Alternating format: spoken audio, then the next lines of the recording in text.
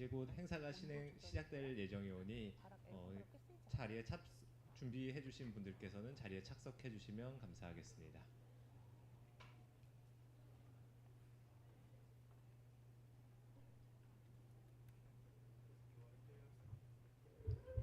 네, 안녕하십니까.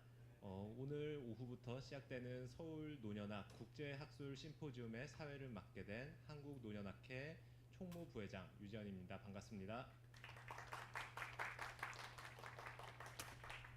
네, 바쁘신 가운데 자리에 참석해 주신 모든 청중분들께 감사하고, 오늘 이 행사는 저희가 온오프라인 동시에 진행되기 때문에 유튜브 생중계로도 함께 해주신 온라인 참여자분들께도 감사 인사드립니다. 오늘 사회는 제가 이제 진행을 하겠고요. 오늘 순서는 크게 간단하게 개회식을 진행하고, 이후 2시 15분부터 고령친화도시 모델을 주제로 한 일부 세션이 진행될 예정입니다. 그리고 4시 10분까지 브레이크 타임을 갖고요. 4시 10분부터 한국의 사례와 시사점을 주제로 한 2부 세션으로 구성이 되어 있습니다. 네, 먼저 개회식을 진행하도록 하겠습니다. 개회식에서는 이제 축사와 개회사가 진행될 예정이오나 이제 오늘 회의에 참석해 주시기로 하셨던 오세훈 시장님께서 불가피한 일정으로 참석하지 못하게 되어 생략하고 정순들 회장님의 개회사 진행하도록 하겠습니다. 정순들 한국노년학회 회장님께서는 앞으로 나오셔서 개회사 부탁드리겠습니다. 큰 박수로 맞아주시길 바랍니다.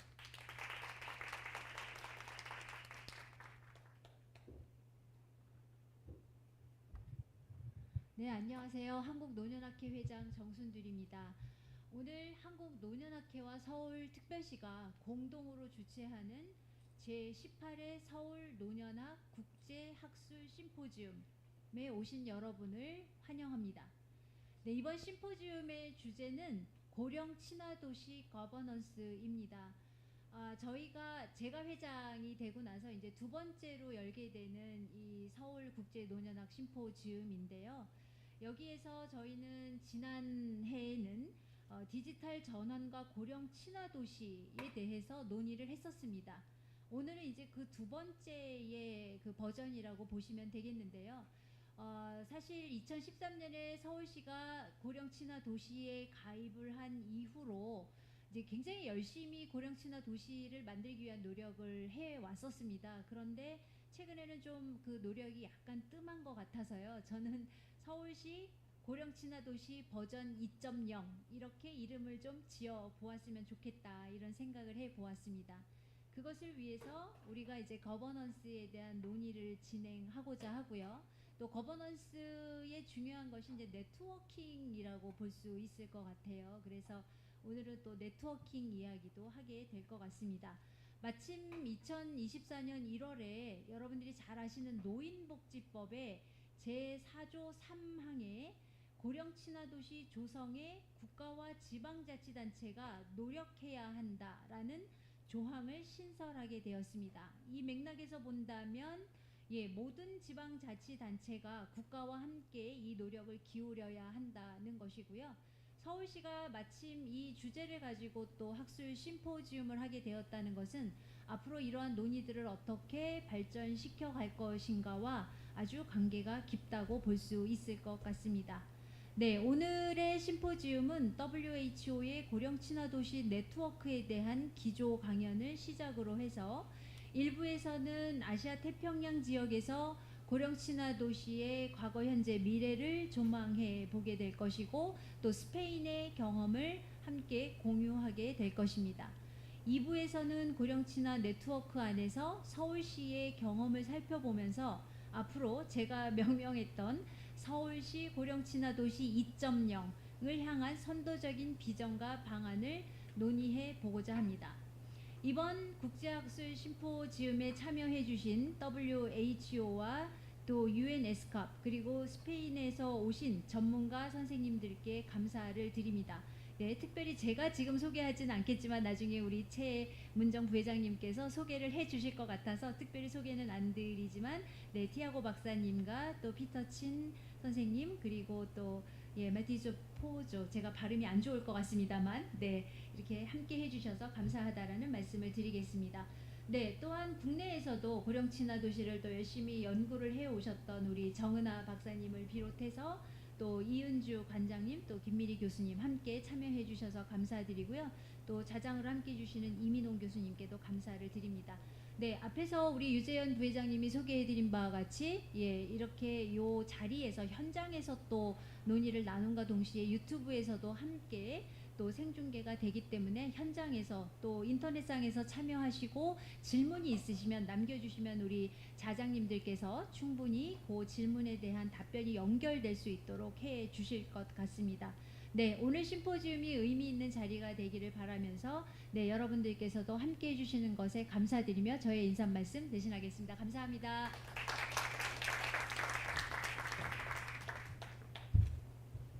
네, 인사 말씀 해주신 정순들 회장님께 다시 한번 감사드립니다. 저희 첫 번째 세션을 시작하기 전에 잠시 오늘 참석해주신 학회 관계자분들과 그리고 오늘 컨퍼런스에서 발표와 토론을 해주신 분들을 모시고 잠깐 사진 촬영하는 시간을 갖도록 하겠습니다. 그래서 학회 임원분들과 그리고 오늘 컨퍼런스에서 발표 토론 자장을 해주시는 분들께서는 잠시 앞으로 나오셔서 같이 사진 촬영하시도록 하겠습니다.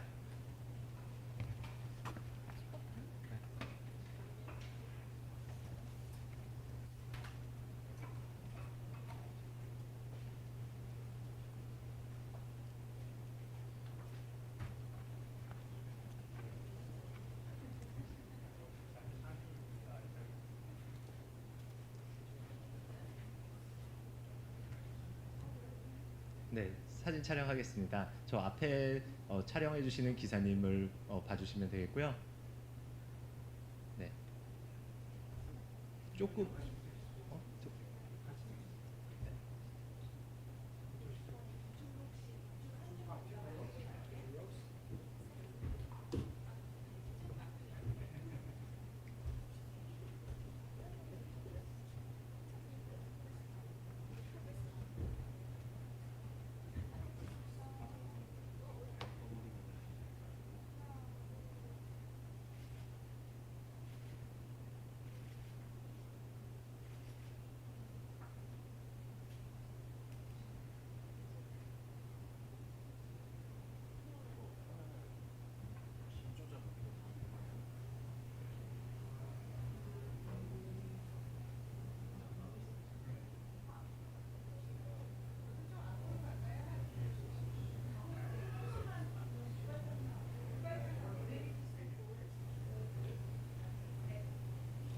네, 사진 촬영이 진행되는 동안 잠시만 청중분들께서는 기다려주시면 감사하겠습니다.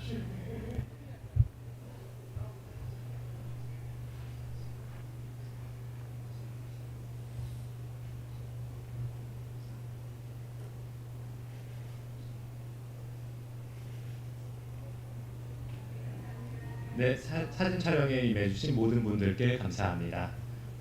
네.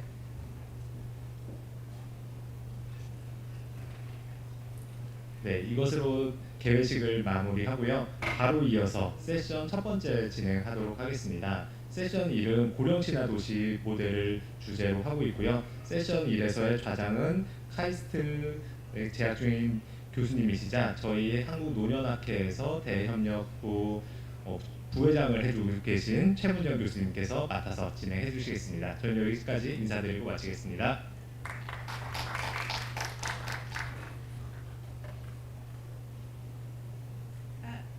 Thank you for coming to the International Symposium on WHO age-friendly cities and communities, and also it's about the governance. And I'm so excited that introducing my dear colleague from WHO and also UNASCAP and also from Spanish government. And the first session is about the overview about the model of age-friendly cities, and the first speaker is Dr. Tiago Helik-Disa, and he is the technical officer from World Health Organization, and he will give an overview about the WHO conceptual model and also the present and the future. Please welcome him with your big hands. Thank you.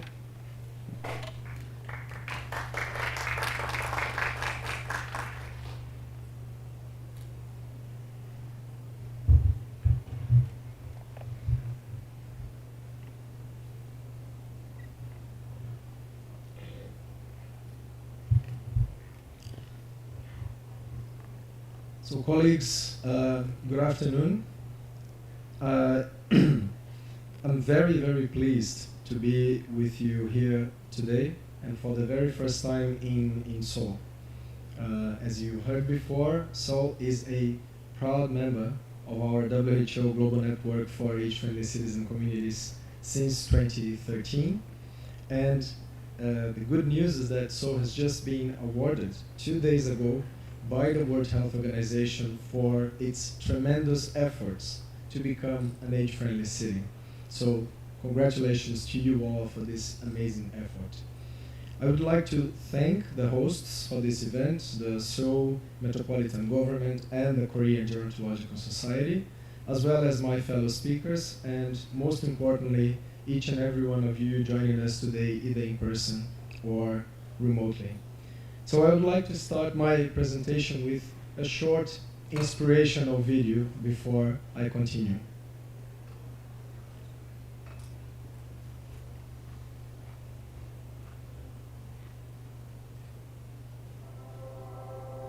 When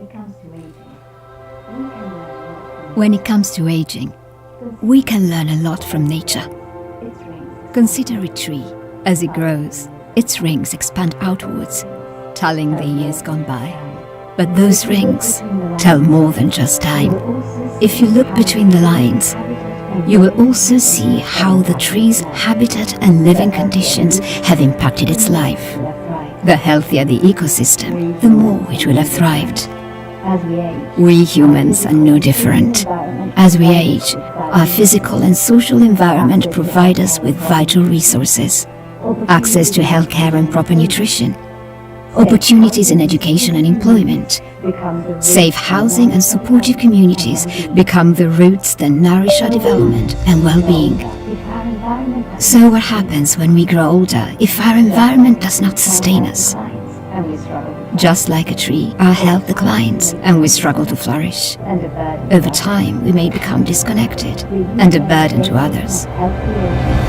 The UN Decade of Healthy Aging aims to give everyone the opportunity to add life to years, wherever they may live. A transformative collaboration of diverse sectors and organizations. The decade focuses on changing how we think, feel and act towards aging, cultivating age-friendly environments, creating responsive healthcare systems and services, and promoting long-term care and support essential to living with meaning and dignity. By adding quality to quantity, we give all people the chance to lead a meaningful life, no matter their age.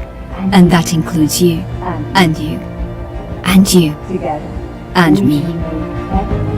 Together, we can make every year count, not by the numbers, but how we live and grow in between.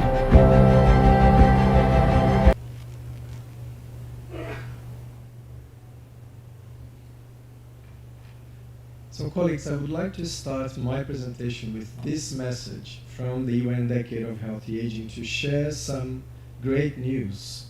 And this is really important to stress. We are living longer lives. This is an amazing achievement of humankind. We expect the world's population to, with 60 years or more, to double by 2050.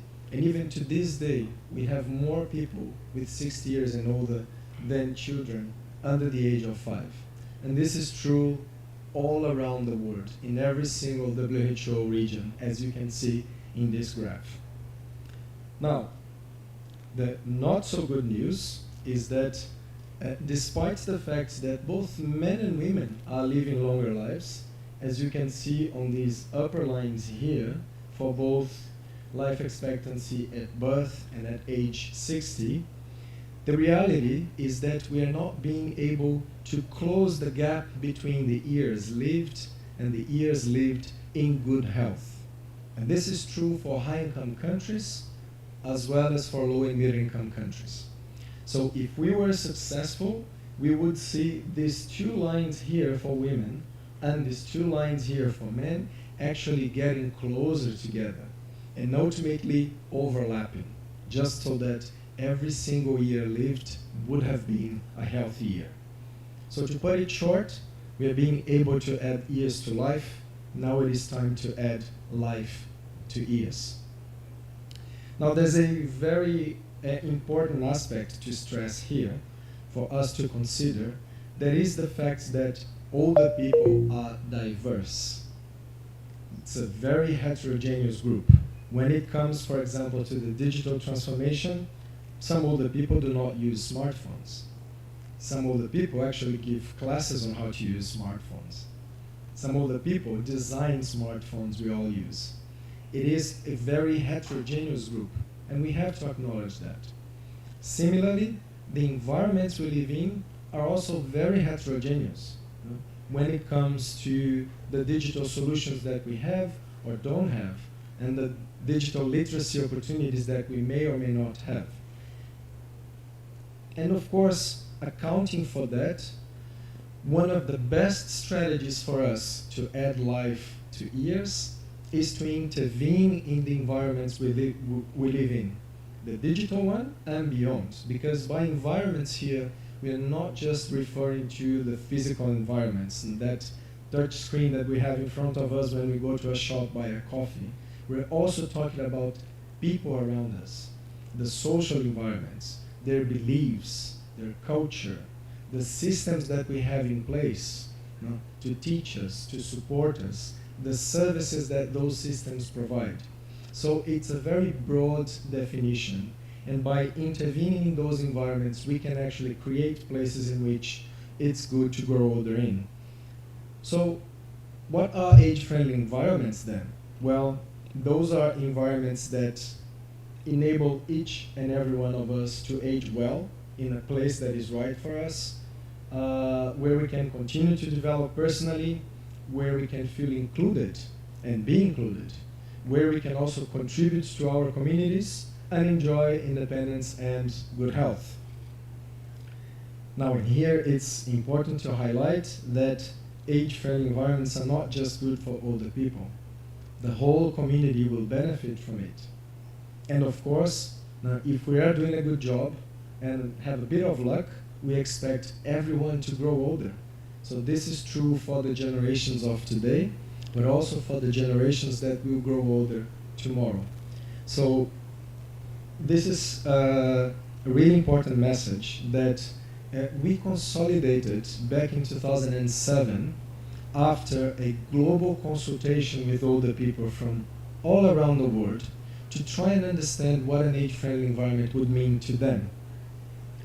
So after that consultation, we consolidated it in the guide that you see in front of you, which is a very seminal document to help cities, communities, local authorities to create those environments in which it's good for us to grow older in. This is being widely used. It's already available in Korea, so it's been also widely used in Korea and many other places around the world. Now, what we've seen throughout the years is that developing age-friendly cities and communities is a proven way to create age-friendly environments. And those are the domains that older people told us we should be intervening. Of course, this is not written in stone. Some cities and communities adjust those domains. Some cities and communities combine them. But overall, now, these are, let's say, the minimum common denominator. Now, the main domains or sectors we should be looking at in order to create those environments. So that ranges from transportation, housing, social participation, and many others, as you can see in this slide. But I would like to give you a very concrete example on how this framework works, right? And I'll use this beautiful lady that you see in this slide. Well, I'm a bit biased because this beautiful lady is actually my mother, and she authorized me to use her case to share with you today. So my mother has her own house, and that house fits her needs. She's active. She has a very active social life. She feels included and respected in her community, and she lives in a tiny little town in the countryside of Brazil, very far from any major city. My mother also manages smartphones and touch screens and laptops quite easily, so she's fine in that domain. And she is very well supported when it comes to health and social services. But one thing that she loves is to ride her bicycle for transportation and for leisure.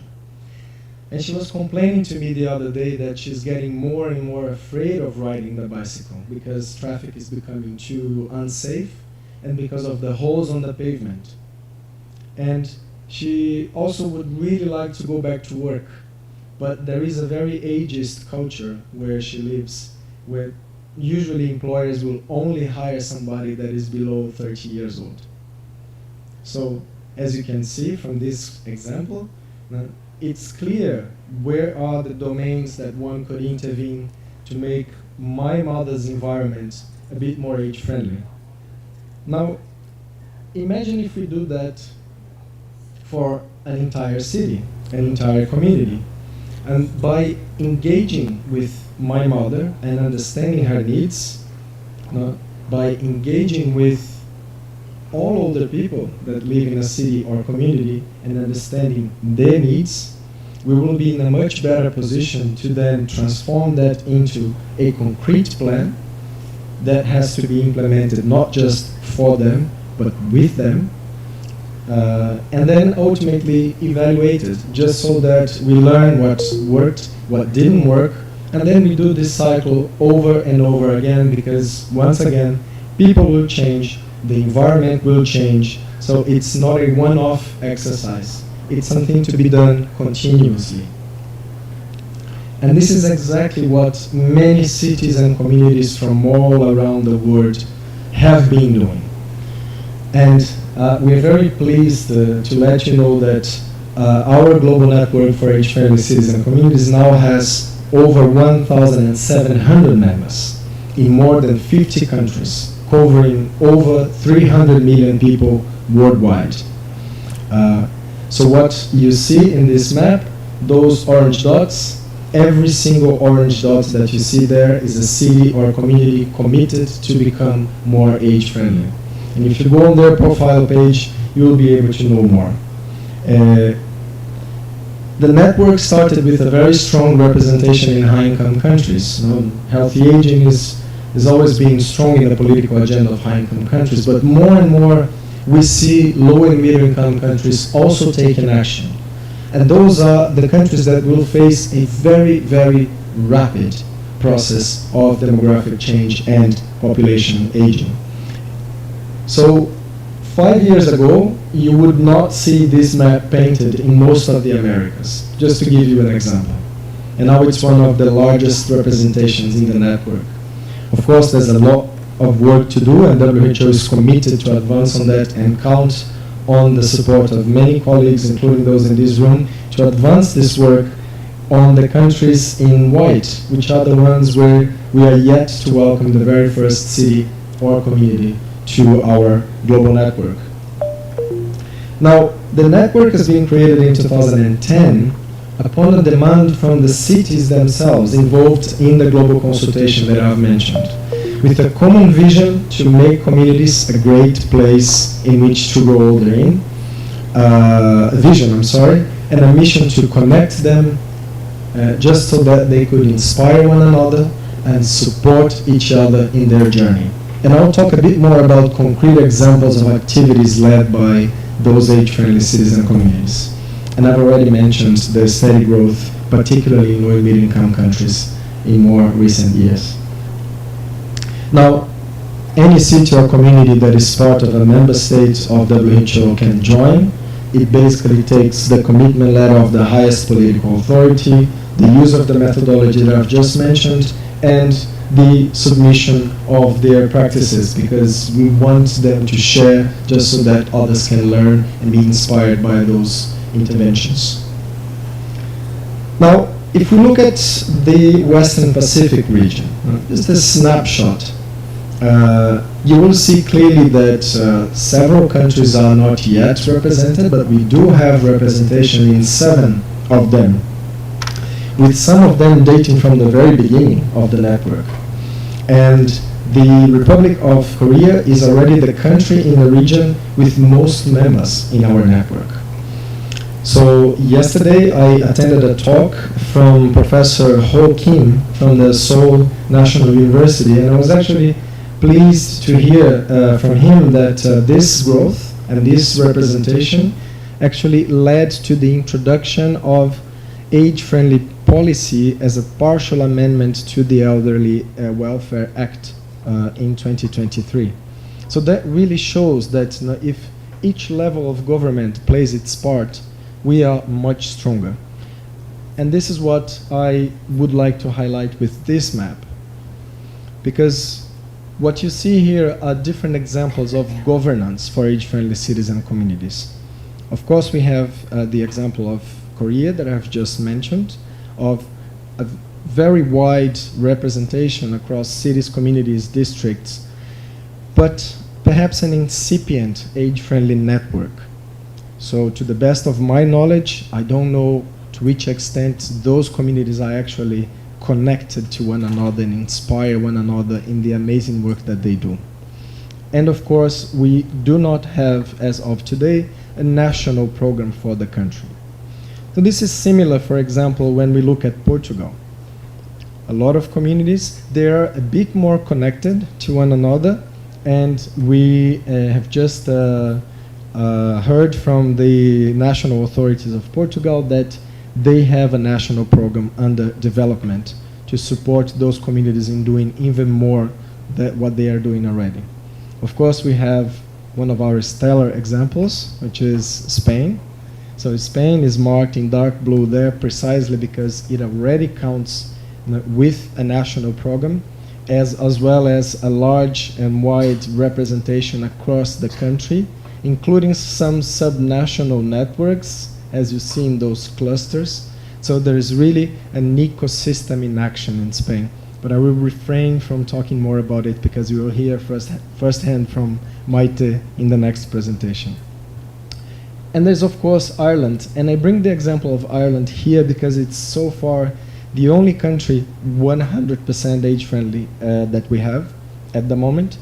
A very strong age-friendly network, a very active national program, and interestingly, unlike Spain, where the program is led by the social sector within the national authority, in Ireland the program is actually led by a local authority, County Meath. It's County Meath that leads the program on behalf of the country. So affiliate programs, which are these national and subnational programs, are generally international, national, or regional governments that work to promote age-friendly environments, really trying to replicate what we already do in the global network at their constituency.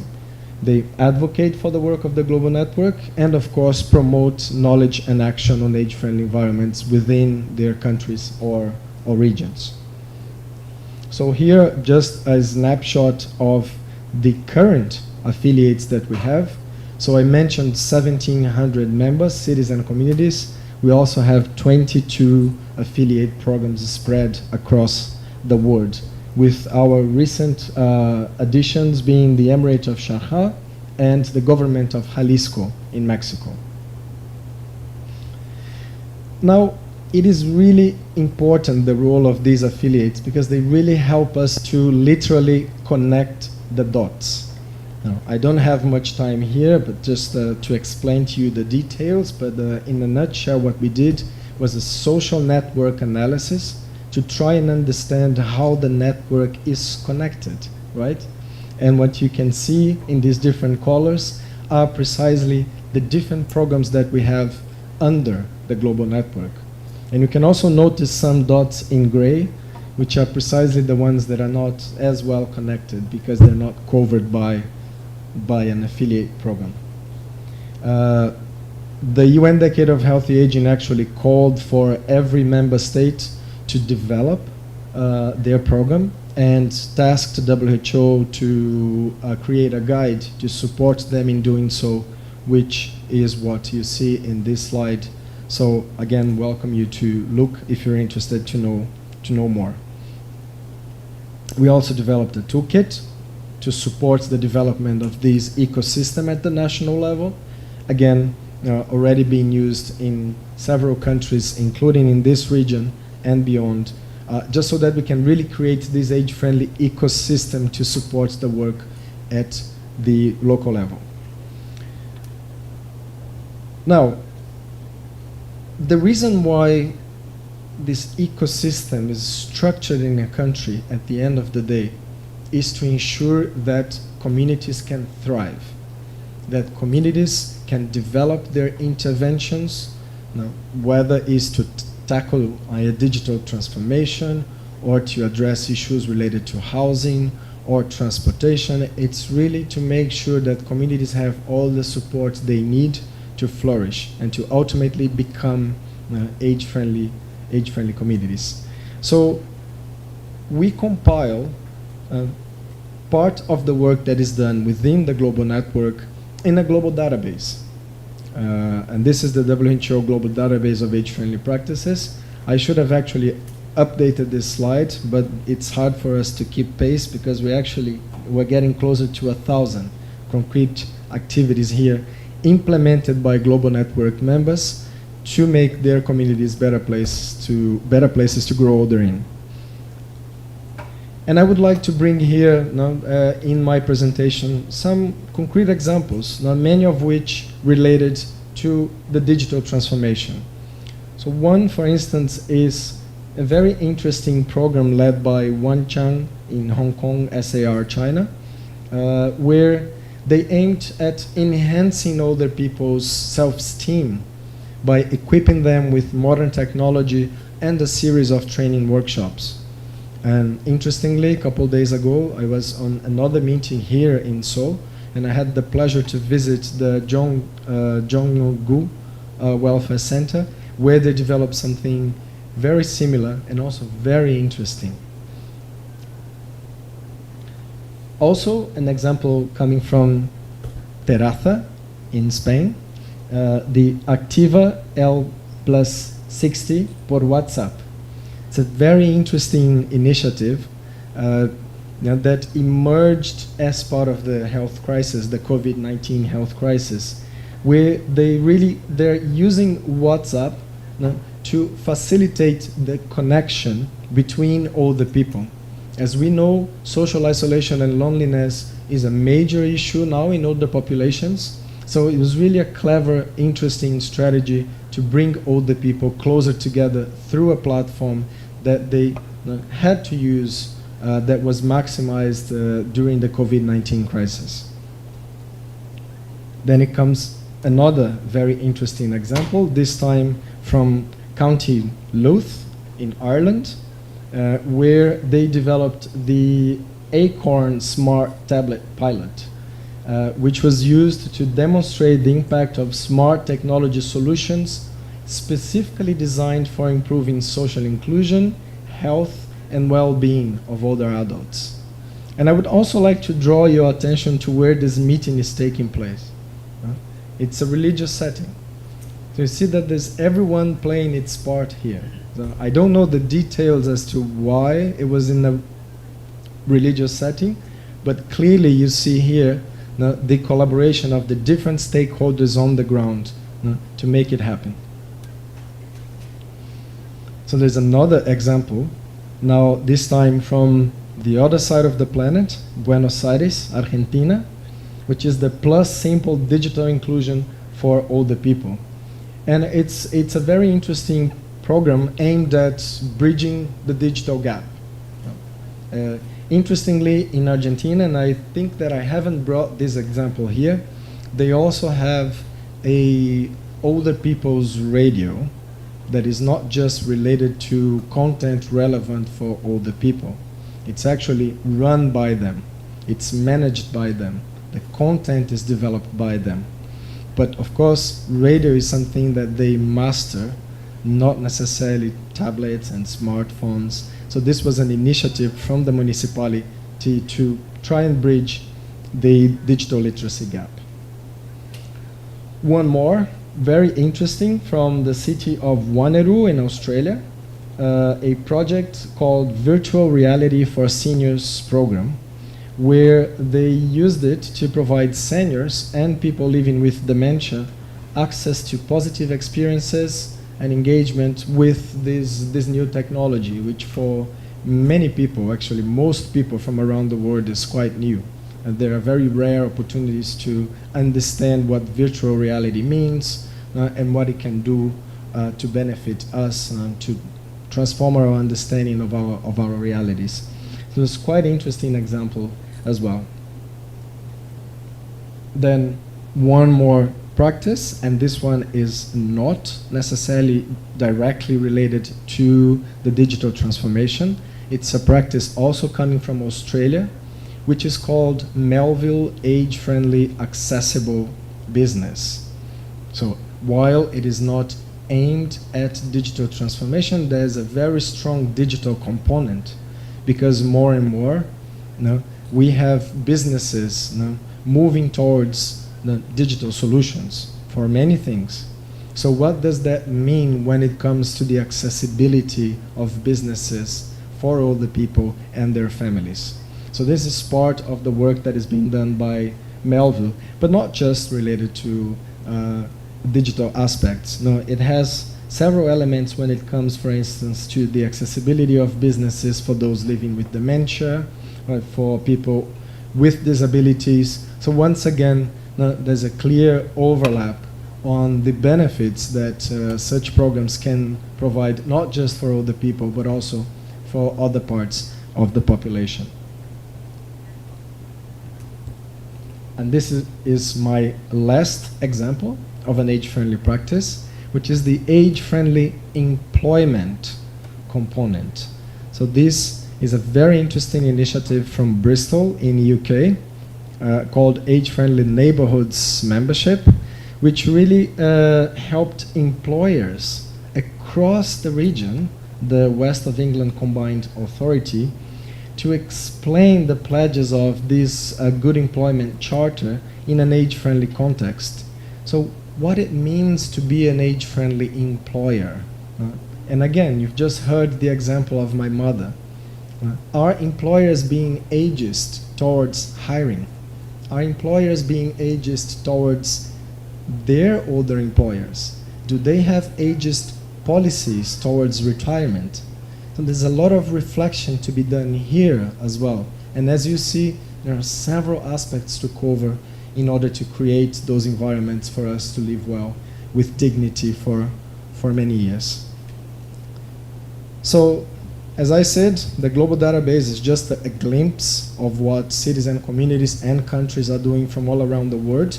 I do invite you to look at the global database. There's a lot in there. I also invite you to share your practices, because we really want to hear and learn from you and give visibility to the good examples that are out there, just so that others can learn and be inspired. As you can see, there is a diversity in terms of the geography, also the practice leaders, the topics covered. It's a very diverse platform. And of course, highlight here just 2 examples of cities that are with us in the global network for many years now: Melville and Porto in Portugal, Melville in Australia, just to give you an idea of how diverse those different initiatives are. Now, they range from assistance funds for older people, accessible businesses, as I've mentioned, a festival, exercises, a housing strategy, action to improve the lives of those living with dementia, and so on and so forth. Now, I'm getting closer to the end of my intervention, and I would just like, in my second last slide, to highlight to you and invite you to join our next online introductory training on age-friendly environments, which is starting on October 15th. And it will be given for the first time at a time zone that is more convenient for those living in the Asia Pacific. And this is really an opportunity for you to learn from the age-friendly cities and communities in action themselves, as well as experts from the Western Pacific region. Last but not least, and to conclude my presentation, I would like to reinforce the message And that's perhaps the most important message of everything that you heard so far. It takes us all. It takes professional organizations, researchers, civil society, local and national authorities, international organizations, different sectors, housing, transport, planning, social, health, individuals, old and young. It takes us all to create an age-friendly world. Together, we can ensure that our communities become amazing places to grow older in, and that each and every one of us can live healthy, fulfilling lives for as long as it lasts. Thank you.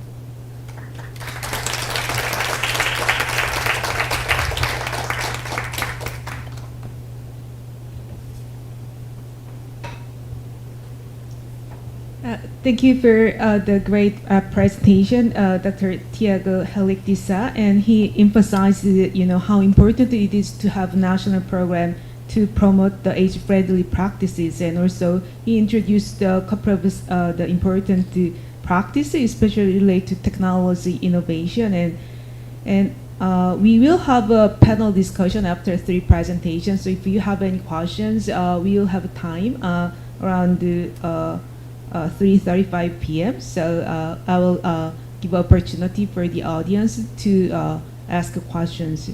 And the next speaker is Mr. Pierre Chin, and he is Associate Senior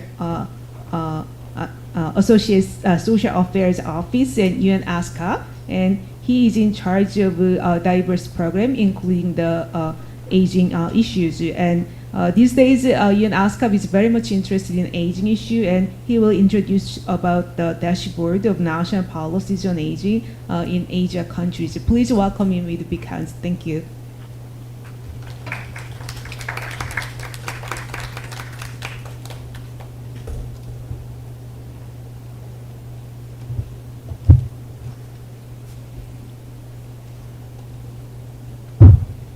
All right, thank you, Moon, for the wonderful introduction, and thank you, dear colleagues and distinguished guests, for joining us here today to discuss on the aging issues that are pertinent to us all. Now, my name, as introduced, is Peter Chin, and I work with UNSCAP as an Associate Social Affairs Officer, dealing with a variety of roles from aging to the youth engagement projects, as well as on areas like we deal with also leave no one behind, for example, so inequality-wise as well. So UNSCAP does deal in a wide variety of areas, and especially today, I would like to introduce on the population dashboard that UNSCAP is developing, as well as a compilation of good practices. And I will try to skip past much of what Thiago has already covered, but ours is more of a regional snapshot than this case of Asia Pacific. Now, if we're talking about the total population, now we are expecting this to, in Asia Pacific especially, to peak around 2050, which in some ways is a good thing if we're talking about growing resource constraints, as well as what we're looking at in terms of older population. This is actually a very big thing, because Asia Pacific, especially East Asia, is leading the way in this framework. So there is a lot for other countries in the region across the Asia Pacific, from Southwest Asia, especially, and Southeast Asia, to actually learn from the region. Of course, it's not to say that all countries alone are in East Asia already aged, but there are some, like from where I'm from Singapore, that are also part of this category as well. And I believe there's a lot for everyone to learn from this category. And commensurate to that, we also see a slowing of the population growth rate. This, as Thiago has mentioned, is actually a good thing, because what we have seen is that as economic prosperity progresses, longer lives, we do see, even though that there is a fall in fertility and population growth rate, we do see a very substantial increase, for example, in the longevity of everyone. So that's really saying that the education, the way that prosperity is worked, and medical sciences have all progressed significantly. And here we can see, even as I kind of mentioned, the total fertility rate has dropped, and it will continue to stabilize though. So what we're saying is that it's not actually a bad thing. we do have more time to really work on some of the issues as we prepare for, like for example, to prepare for a already aging society. But in that context, we also can see that this increase in life expectancy and the other changes such as urbanization will also have significant impacts going forward. And of course, yep. Sorry. So as shown here, East Asia is currently the leader, of course, but many other countries are also catching up. So what you see over the years to come is actually that South Asia, and especially Southwest Asia, will actually catch up to East Asia in terms of a larger amount of aged population. So this will be basically countries such as India, for example, which currently has overtaken China, for example. It's the world's largest population base. So if we're talking about the economic opportunities here, East Asia actually as the development forefront has a lot to also sell and export and teach other countries from countries such as India. So we shouldn't just think of aging as a kind of cost opportunity problem. There's actually a lot of economic opportunities here to develop as well. When you're talking about in terms of Naver, for example, developing the AI, there can be export models in terms of technologies, in terms of products, services, also co-creation and development here. So when we're talking about this kind of areas, there's a lot of economic opportunity when we're talking about this kind of silver economy as is usually referred to. So when we want to think about aging, it's not only just thinking about the problem of how much is it going to cost, but we're also going to think of, okay, how can we really make sure that this is not only a economic opportunity, in addition to also trying to improve the lives of everyone around us. So I think as Tiago said, well, with the example of his mom, it's not only just about improving the individual life, but also how can we make this into an economic opportunity for the country in question, especially for here in Korea, which is very well developed in terms of its technology, but also in terms of its national policies, as we'll kind of discuss further on a bit. So I'll kind of skip this slide because we're talking about the life expectancy and total fertility rate a bit. Sorry, wrong button. Yes. So as we go on, we see the kind of burden as we going on that it will fall on the working age will increase over time. This isn't necessarily a problem because as we know, the digital transformation right now is very much in the progress of happening. For example, as Tiago has mentioned, with using a lot of digital touchscreens now, and what we see in the restaurants, for example, in Korea, you don't have people taking your orders anymore, usually at a counter. Now everything is done through a mobile terminal kiosk, internet kiosk in that example. So in that respect, the amount of working population actually required to some extent does decrease as productivity tends to increase. So what this means is that the GDP per capita for the country does correspondingly also increase with the productivity. So this is not necessarily a bad thing. The burden placed on society may not necessarily be increased if paired well with a good economic planning and policies, especially in the finance area.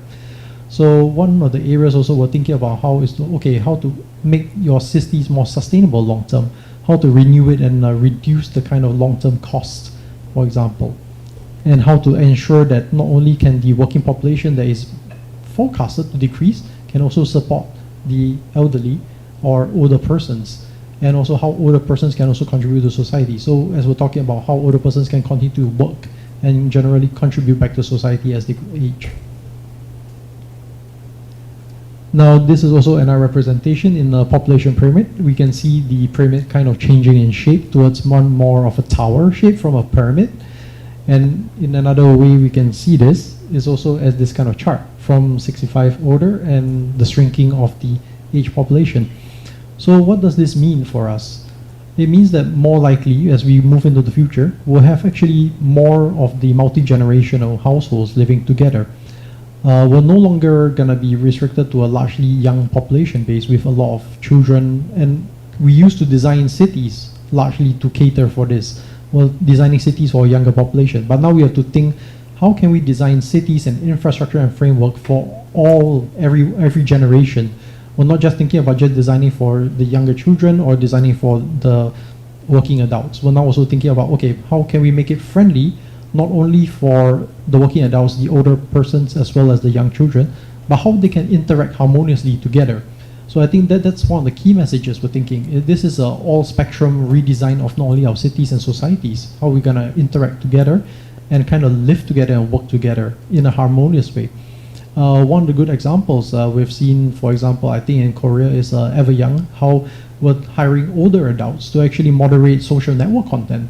That's a very good example of how older persons can really contribute back to society, and also in some ways also act as a guiding moral compass to the rest of us. So it's not to say that just because we're now older that our value decreases. No, actually I don't believe that's the case. They do still have a lot of lessons to teach us, and there's a lot of ways to say, okay, we want our grandchildren to also learn from our grandparents, or their grandparents I should say, or our parents. Why? Because they love to interact with each other. And when we're talking about social isolation and loneliness, what is the best way to really distract grandparents is to lend your grandchildren to them. And now we know increasingly we're in families where usually we have two breadwinners. So you have both parents are working typically. So who else is going to take care of them? Either we design care systems around them, or we include the care systems and the older grandparents together in this kind of communal society and a care system that's integrated together. So that's what we have to think about. But of course, as we can see, this is going to be delayed across the Asia Pacific. Many countries in the Asia Pacific still have an average household size of around 5. This is just parents and children. We're not going to count grandparents yet, but if you count grandparents, maybe you most likely be much higher. But in general, we see much smaller household sizes in most of the developed countries where we see a higher income quintile and higher education as well as higher medical standards. This is a general trend. Of course, this is also falling as most countries are developed towards a much higher human capacity or higher human index health rate. So you do see that change as well. Now, one of the population websites I would like to introduce you is the Population Trends Asia Pacific. This is our dashboard where we keep all our national policies as well as good practices. And I'd like to invite everyone to actually kind of visit the website. And I'm not sure if the slides will be available later, but please do access the website and view some of it later. I'll kind of introduce it a bit.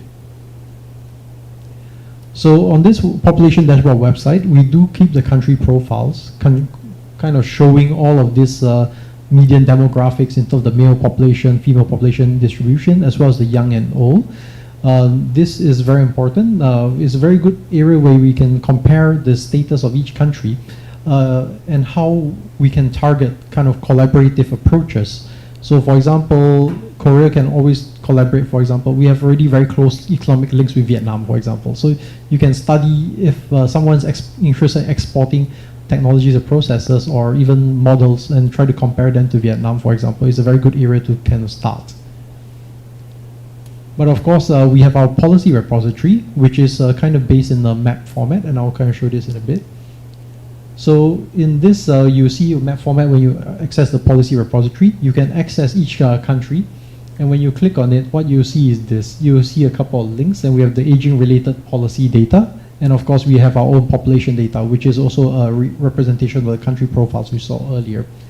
Now, in terms of the aging-related policies, this is where you find the national laws and relevant kind of policies that are in place in each individual country that SCAP has collated over the years. That is on, of course, a submission basis by the countries in question. So unfortunately, this is usually in English, but I believe there are translation tools we can use, whether through Naver or some other methods that you can convert to Korean, for example, if need be. But I believe that shouldn't be much of an issue for the most part. And just to note, on the right-hand side, you have a thing called Good Practices. You see a button there. So when you do press on that, you actually come to this page, which is basically a general compilation of a lot of good practices across the Asia-Pacific region. Now, this you can actually filter by both countries and by categories. When you filter by country, of course, that's quite self-explanatory. But by categories, what we have is actually by the data research or inclusion policies, or we have some of them is the action plans and programs, for example. Now, in terms of an example, currently a lot of the submissions are really from countries that speak English. Unfortunately, because the policy database is based in English, so that is the trend. And of course, we would like to actually see more submissions from countries such as Korea. Of course, they might need some of the translations from Korean into English. And definitely, I know there's a lot of work being done in Seoul and the other parts of Korea that we would definitely love to see some of these projects definitely translated and submitted into the SCAP database and dashboard. Now, unfortunately, majority of this work is not a lot of it is on data and research yet. We do admit there are still some gap areas, and a lot of it is really based on the action plan, policy, and good practices. And I'll kind of go through one when comparing my hometown of Singapore versus what we call Korea for time being. So if we're looking at the key areas of change, we're looking at the emerging and frontier technologies, demographic trends, urbanization, inequalities, and climate change. So when we're thinking of what this implies to urban housing and infrastructure that goes forward, we're really looking at key differences.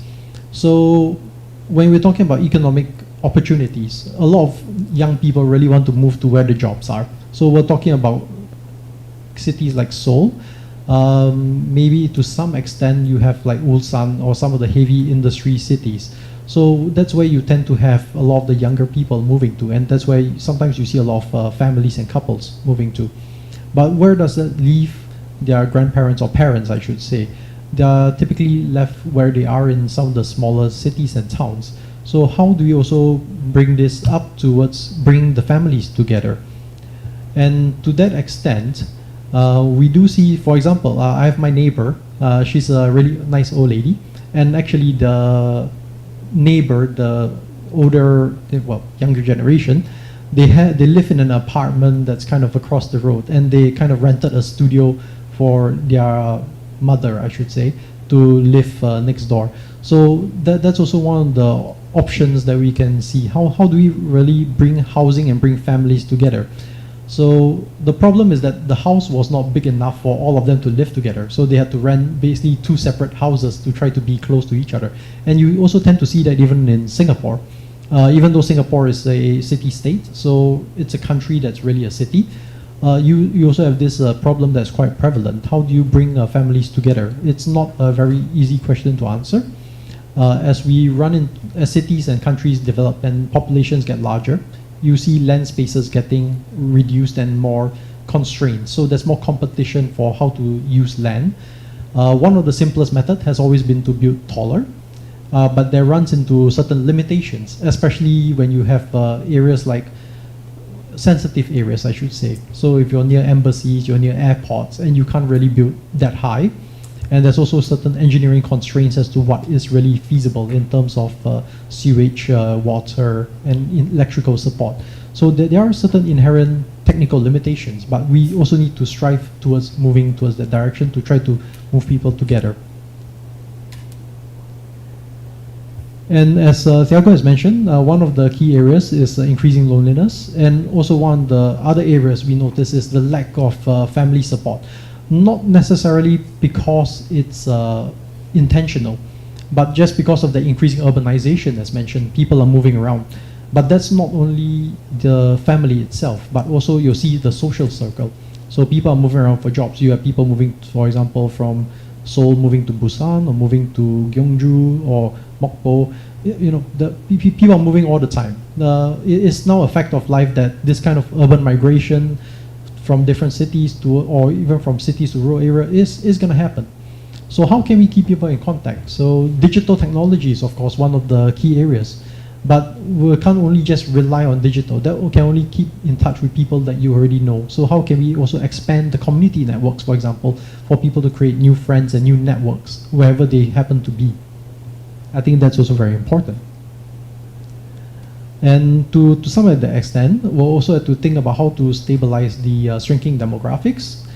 So we do acknowledge that this is a very positive thing for people to live longer, and in general for this urbanization trend, because generally cities tend to consume less resources per footprint, per capita in that sense, compared to very spread out suburban models, for example. So as I already kind of mentioned, we're talking about mobility, we're talking about all these kind of joint infrastructure and how to achieve especially a family work-life balance. So how can we have families take care of each other increasingly as we move into this new social infrastructure and age? And also, I think one important area is the psychological outlook.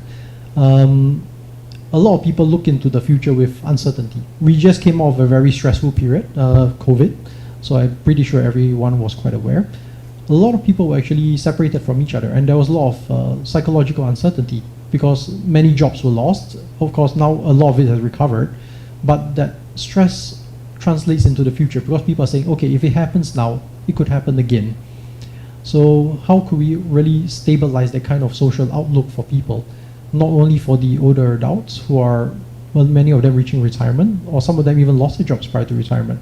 How can we really secure their retirement for them and say, okay, you don't have to worry about your financials when you're in your old age. Traditionally, we will just say, okay, the children will support. But nowadays, it's a very different society because we expect the older persons also, in some respects, to also manage their own finances. We're no longer very dependent on just say we have 4 or 5 kids and everybody chips in a bit to support one grandparent. It's no longer the case. Now it's very different. We maybe have 1 or 2 children supporting maybe 4 of their parents or parent-in-laws, if you want to put it that way. So it's a very different society now. So how do we deal with this?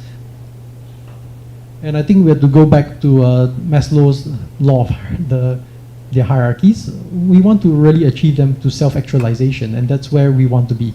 But of course, I think Seoul is already doing really well on most of these, in terms of physiological needs, especially in terms of food, water, and housing, and the general care. I think we're already very solidly there. So we're really talking about the higher tiers, talking about how to make community belonging. They're really strong. So what can we do in Seoul to really improve that? And to some extent, we already see some of the answers in front of us. When we look at the housing communities in Korea, for example, you see integrated childcare into a lot of the housing communities. We see integrated cafeterias or canteens, for example. How can we really add that element of care for older adults into this kind of housing communities and societies to really integrate this with childcare, for example? How can we have them interact with the children? I mean, they would like to tell stories, for example, have them as storytellers to the children, for example, tell their life experiences. I think all of this can be really integrated into a way that we can have them not only interact with society, but also have society learn from them at the same time. And of course, across the region, we do see some of the efforts to really bring this about. And one of the areas is from Japan, for example, this Shakai Sanka no Susumi. I'm pretty sure I'm butchering the translation right now. But it's basically an activities application that is meant to kind of lend activity suggestions towards based on your profile that you submit. So when you create a profile on the application, based on what you've submitted, it will suggest activities for you to join in. So it's to increase your social network life, as well as to increase your activity level. For example, if you haven't been out walking for a while, it can suggest a walk through a park, so a green route, for example, so that you get not only exercise, but you also enjoy nature at the same time. So that's one of the applications that's been submitted. Another area we have seen also is what I've talked about in some extent, is the Beihang Elderly Care Alliance. This is actually based in China. So what they've done is they've taken a housing community and they've integrated a kind of a central monitoring system in the estate, which kind of calls for red alert services. So when it monitors the elderly who have subscribed to the service in this extent, so it also provides integrated healthcare service as well as cafeteria eating service, in addition to also having the kind of a lot of door-to-door services that we see. And later also talk about a similar example that Singapore has also embarked on. And to that extent, we do see a lot of commonalities for a lot of countries in the region. For example, one of the top submitters that we have within the SCAP Good Practices portal, when we look at comparison with Korea, there are very lot amount of similarities. We're talking about the workforce areas, for example. So Singapore is also very concerned about the workforce, and to some extent to incentivize companies to really hire older adults back into the workforce, they have what we call the workforce compensation scheme, in which the government kind of comes up with a subsidy, in that case, directly to the older person who's coming back into the workforce. So it's almost a matching sum up to a limit. I believe the limit was around $1,500, around there.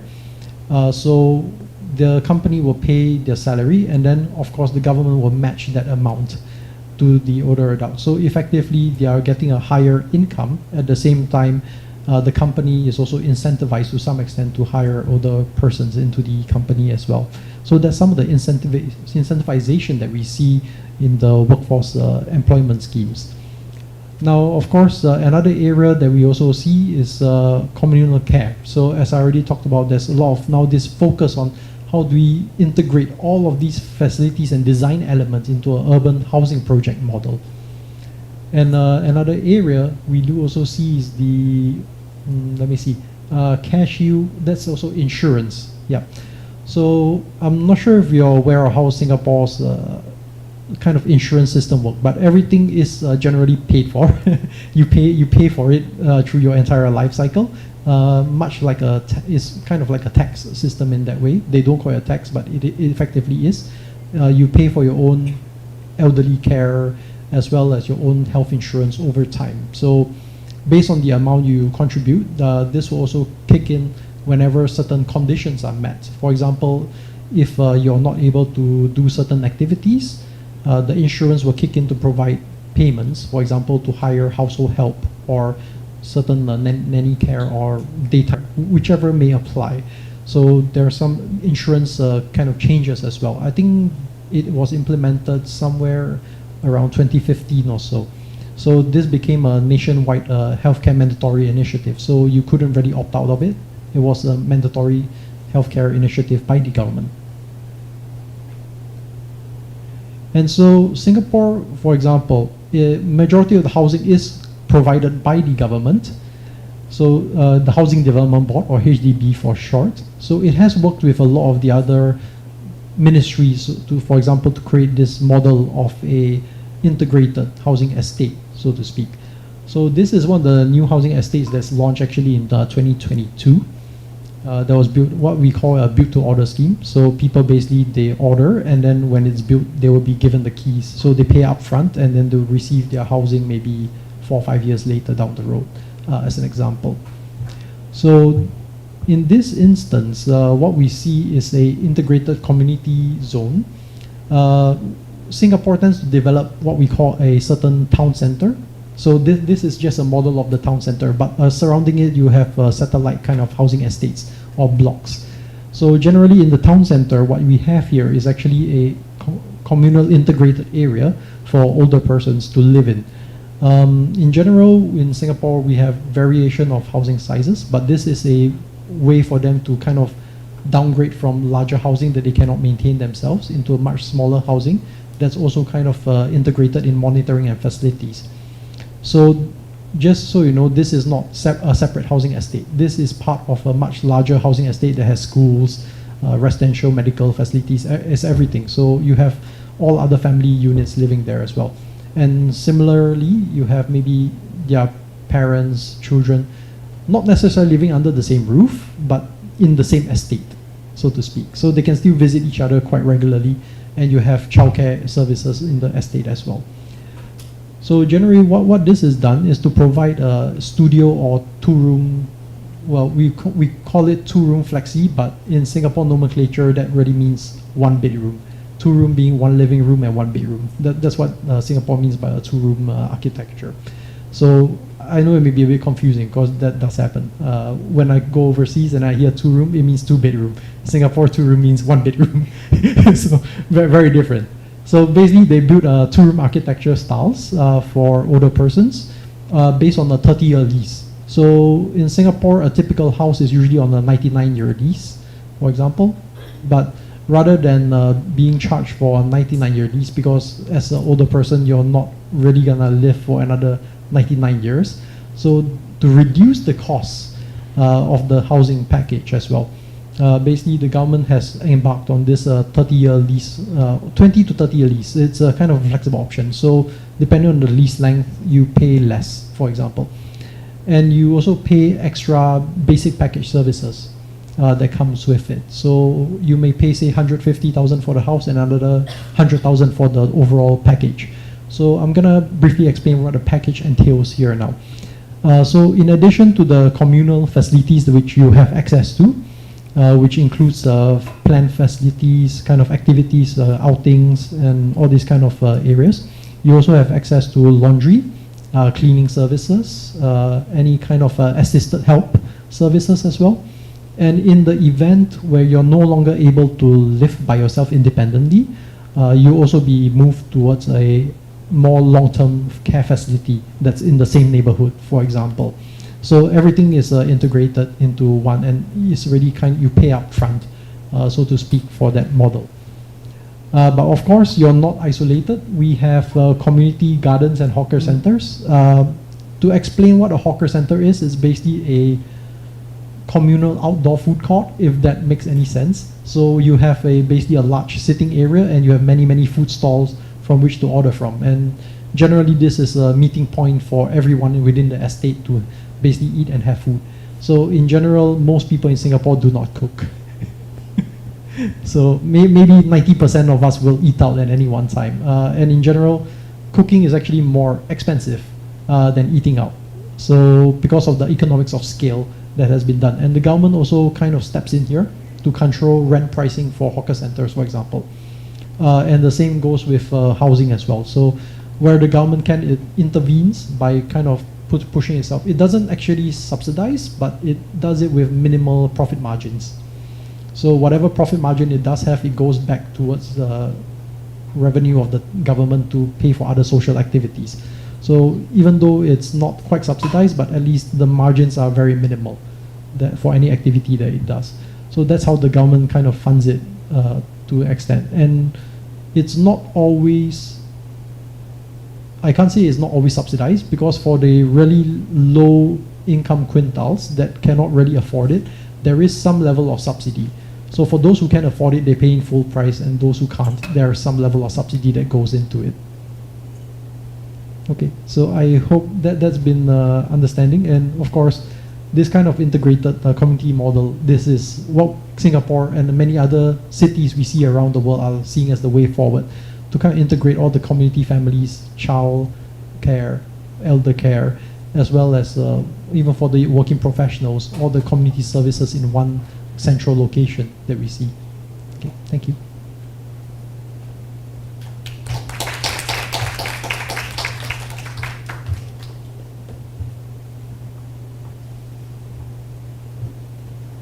Thank you for the interesting presentation, Mr. Pierre Chin. And I think he highlighted how to integrate social programs into the physical environment, and also a good example about community care apartment that Seoul is recently very much interested about building age-friendly the housings. Okay, the last but not the least speaker of this session is Ms.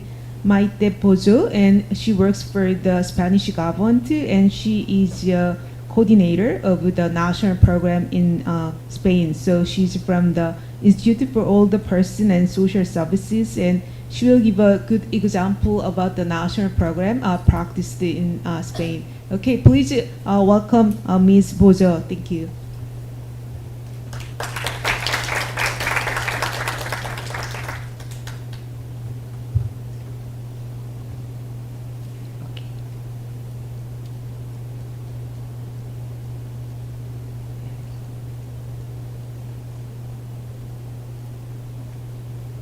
Okay, thank you very much, Moon, and thank you, many thanks to the Korean Gerontological Society for this invitation. It is an honor for me to be here today with Thiago and Peter and the next experts. Okay, I'm going to start just with some dates from Spanish context. The current population in Spain is 47 and a half, almost and a half million. Older persons, 65 years and older, is the 20% of the population and keep increasing. People over 80 years is also increasing. and projections by 2040 there could be more than 14.2 million older people, almost the 30% of the total population of about 22 million in 2040. More older women than men, and the feminization of old age is accentuated with age. Also, rural and urban aging is different. In absolute numbers, older people are concentrated in urban municipalities. However, the demographic age index, the proportion of older people in relation to the total population, is much higher in the rural areas. About 30% are 60 years of age and older. Now about our territorial organization, we have 17 regions or autonomous communities, 50 provinces, and 8,132 municipalities, of which 28% are urban and 72 are in rural areas. However, in line with the global trend, the population is concentrated in urban areas with the 79%, and only 21 live in rural areas, 21%. About IMSERSO as an affiliate of Global Network, the Institute for Older Persons and Social Services belongs to the Ministry of Social Rights and Consumer Affairs and 2030 Agenda, and the two groups to which the IMSERSO activity is aimed at persons and people in situation of dependency. The IMSERSO signed the first collaboration agreement with the WHO for the promotion of the network of age-friendly cities and communities in Spain in 2011, and this agreement was renewed in 2022 until 2025, with the will to continue working at least until 2030 in the framework of the Decade of Healthy Aging. Under this collaboration agreement, based on the terms of reference established by the WHO, the IMSERSO is the affiliate of the network in Spain, in charge of promoting, supporting and dynamizing the Spanish network and coordination with the WHO. IMSERSO's commitment has been increasing, and from 2022, IMSERSO's objective explicitly include to enhance the growth, activity and impact of the network of age-friendly cities and community in Spain within the framework of the Decade of Healthy Aging. One of the first initiatives was that we developed was a logo for the Spanish network to disseminate and image and identify the Spanish municipalities that are members of the network and their age-friendly initiatives.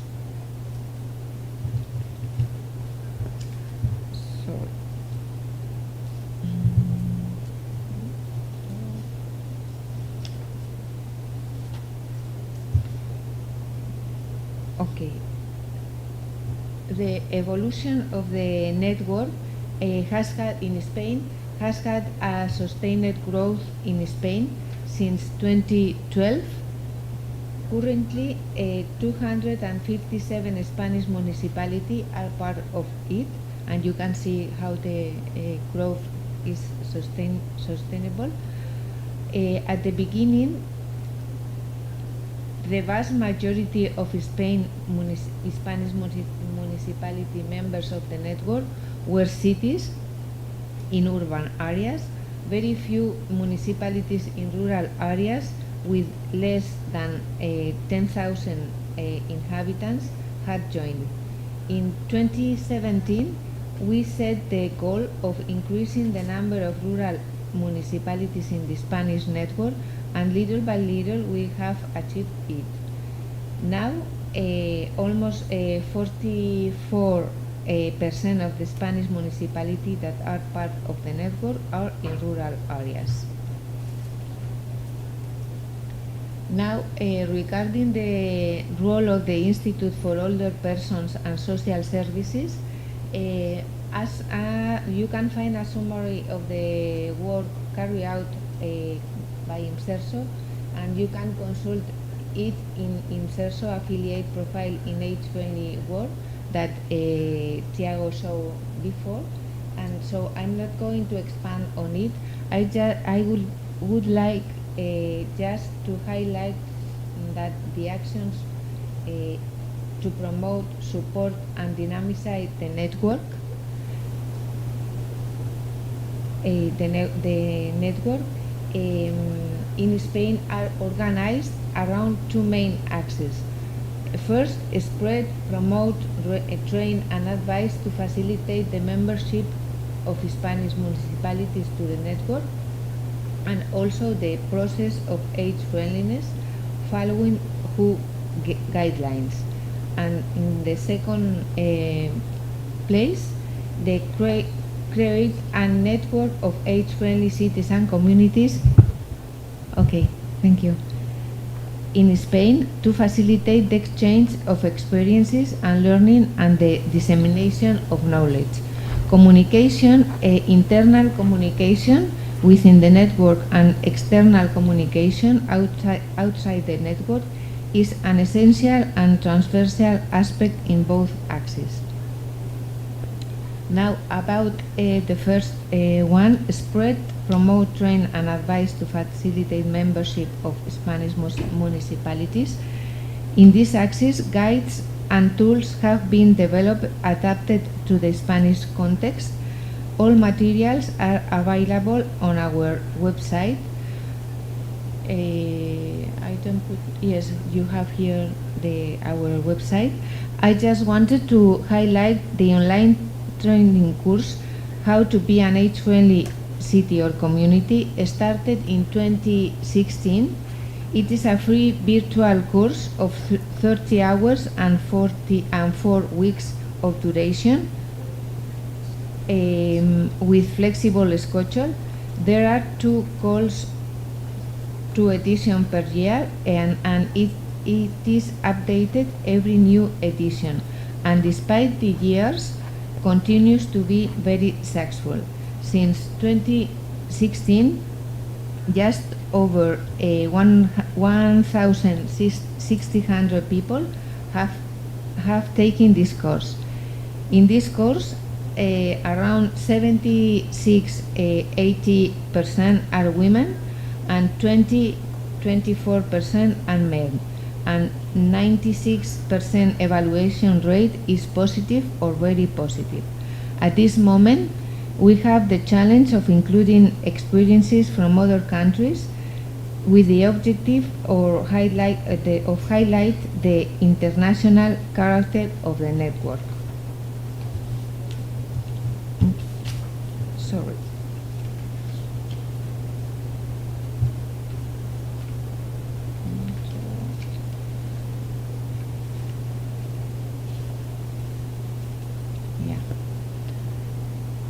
Okay. About the second axis, create a network of age-friendly cities and communities in Spain to facilitate the exchange of experiences and learning and the dissemination of knowledge using different communication tools, conference, meetings, blog, website, newsletter, emails, surveys. I would like to highlight meetings of cities and communities of the network in Spain. We started with these meetings in 2017, and at that moment, the Spanish network had nearly 130 Spanish municipalities as members, In these meetings, the city councils and the older people involved have the main role, and a survey is conducted among local councils to find out which topics were of most interest to them and what they expected from the network. There is a demand to know specific initiatives of other cities and communities in common themes that arise in the baseline assessment of the cities and communities as intergenerational relations, older people participation, ages, unwanted loneliness, support and community networks, older people and technology, universal accessibility, alternative housing models, etc. Concrete and specific local experiences are valued and demanded, not so much theory, but know the difficult solutions, results, and evidence of other cities and communities. These meetings are held in person for members of the network and can be followed in open streaming on the IMSERSO YouTube channel for everybody interested in this kind of meetings. The participation in the meetings is more or less 40% of the cities and communities of the Spanish network, and our challenge now is to increase this participation. Finally, a report documents summary of the contents and conclusions prepared after this kind of meetings, is widely disseminated in social networks and contributes to the dissemination of the network. All materials and recordings are available on the website. About the staff, the work of the network affiliate is coordinated and developed from the IMSERSO with a team of 2 people recently reinforced with 1 more person, and the occasional support of other departments in the organization of online training and meetings. I would like to highlight the support and collaboration of the Age-Friendly Cities Working Group, created in 2013. This is a group of experts that advise and contributes to the development of initiatives and tools carried out by the IMSERSO. This working group has people with extensive experience from different fields in the work of adapting physical and social environments to the needs of older people. The diversity in its composition has allowed to have different perspectives that have enriched the work developed during these years and its results. They are part of this working group, around 18 or 20 persons from city councils of age-friendly cities and community, 3 or 4 city councils, the Spanish Federation of Municipality and Provinces, participation of the older people through the State Council of Older People, persons, and the 2 main older people national organizations, associations and entities with experience in the age-friendly movement, and also the Spanish Society of Geriatrics and Gerontological is also part of this working group. Of course, an important role of the IMSERSO is the coordination with WHO. As an affiliate is the collaboration and coordination with WHO, mainly through active participation in every 2-month online meetings with WHO and affiliates for the coordination and exchange of initiatives, tools and knowledge with the framework of the global network, support in management of the membership of Spanish municipality, advising the municipalities in the process and reviewing the application forms which are finally approved by the WHO. The IMSERSO also collaborates with the WHO in the review of the age-friendly practices sent by the Spanish cities and communities through the WHO platform Age-Friendly World, and participation in international events to learn from others and share the Spanish experience in the network, as well as proposal of local Spanish initiative for their international participation in congress, hubs, conference, etc., and support in various WHO campaigns linked to the decade of healthy aging as ageism, intergenerational relationships, digital equity, etc. Fall prevention also. I think I'm going to skip this part because I'm not going to have enough time.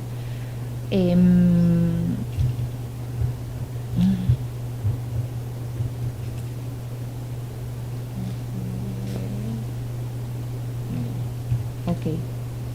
About some innovative social programs, the 8 areas of improvement proposed by the WHO for the creation of age-friendly cities and communities, which Thiago has explained before, I think we could group them into tangible improvements, physical environments, physical and cognitive accessibility in buildings, mobility, equipment, housing, transportation, infrastructure services, green spaces, etc., and also intangible improvements, social environments related to attitudes, overcoming ageism and negative stereotypes about old age and aging, promoting respect and appreciation of the older persons, avoiding the invisibilization and homogenization of the older population, and avoiding also the idea of the demographic aging as a problem, etc. If we want to get age-friendly cities and communities, we need to work in parallel on both the physical and social environments, because if we don't, we may have very accessible cities, but not at all inclusive or age-friendly or cities and communities, or may have inclusive and age-friendly cities and communities, but not accessible at all. I often say that if you have the budget, it is easier to introduce improvements in the physical environments, but that improving the social environments involve changing beliefs, thoughts and attitudes, and that may require less budget but takes more time and perseverance. Some innovative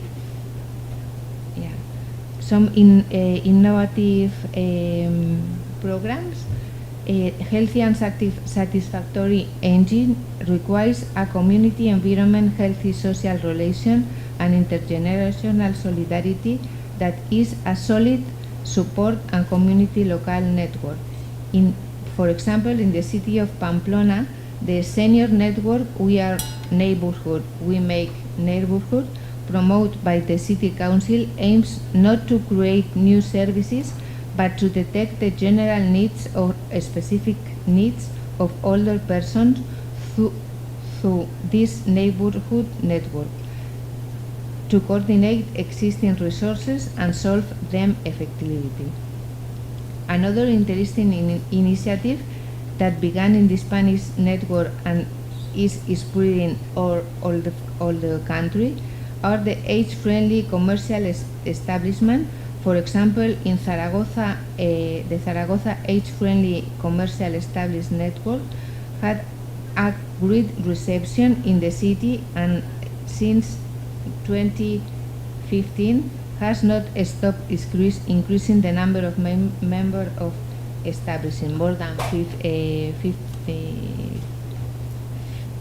500 now.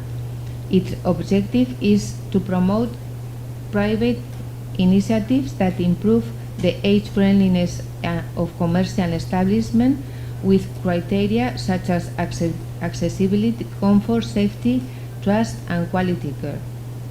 In the same line, pharmacies can be an important resource for age-friendliness.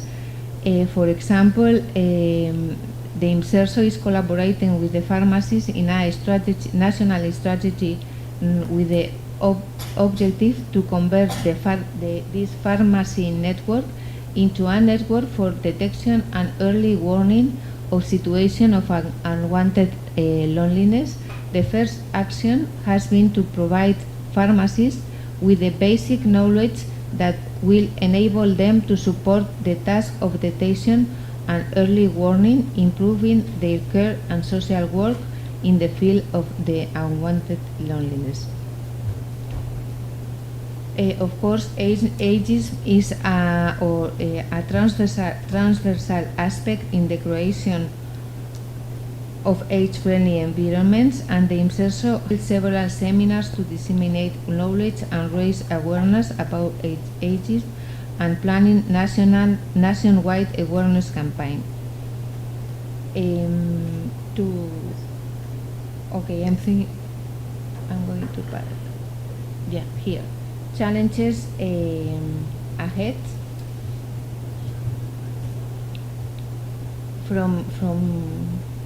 IMSERSO now. We have now 2 national strategies that are currently being developed in Spain with the participation of our institute. The strategy against unwanted loneliness and the institutionalization strategy for a good life in the community, which is a new model of long-term care. Age-friendly environments that include and support people and do not exclude and discriminate against as they age will facilitate these 2 national strategies, in which community support networks and social relationships will be fundamental.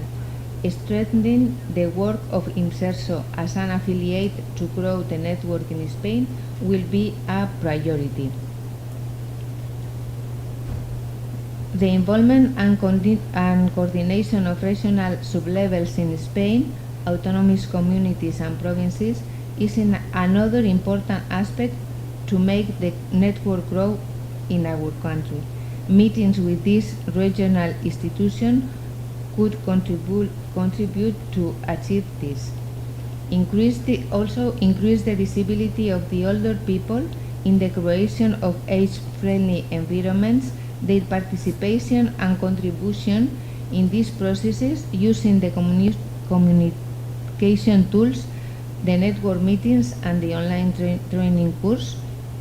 Also to make visible and take advantages of the international character of the network, bring international experience in the Spanish network, meetings, the blog, the monthly newsletter, and also on the online training. Another challenge is the rural areas in Spain face specific challenges. A close relationship needed between aging policies and demographic challenge, with initiatives that address the fact of the depopulation in Spain. Rural communities tell us that age-friendly environments can be an effective tool to improve the lives of the older population in rural areas and contribute to stopping the population. To achieve a real and diverse participation of older people in a city or community is another challenge, which can transmit the demands of the different profiles of older population as diverse as any other age group. It is important to carefully design this participation at the beginning of the process, adapting it to the specific local context in which it will be developed. The participation design will determine both the diversity of older people participating and the diversity of sectors involved. Finally, we have the challenge of increasing the culture of evaluation and raising awareness of its importance. In April 2024, we have published a guide with a recommendation on the evaluation that makes easier to carry out the last step in the cycle established by the WHO, measuring and evaluating the impact of the age-friendly initiatives. And just for finish, some take-home messages. Political and institutional commitment at both national and local levels, the presence and commitment of an affiliate organization facilitates coordination with WHO and the growth and implementation of the network in that country, and the commitment of the local governments is essential to overcome the challenges and some difficulties that may be emerged in the process of create age-friendly environments.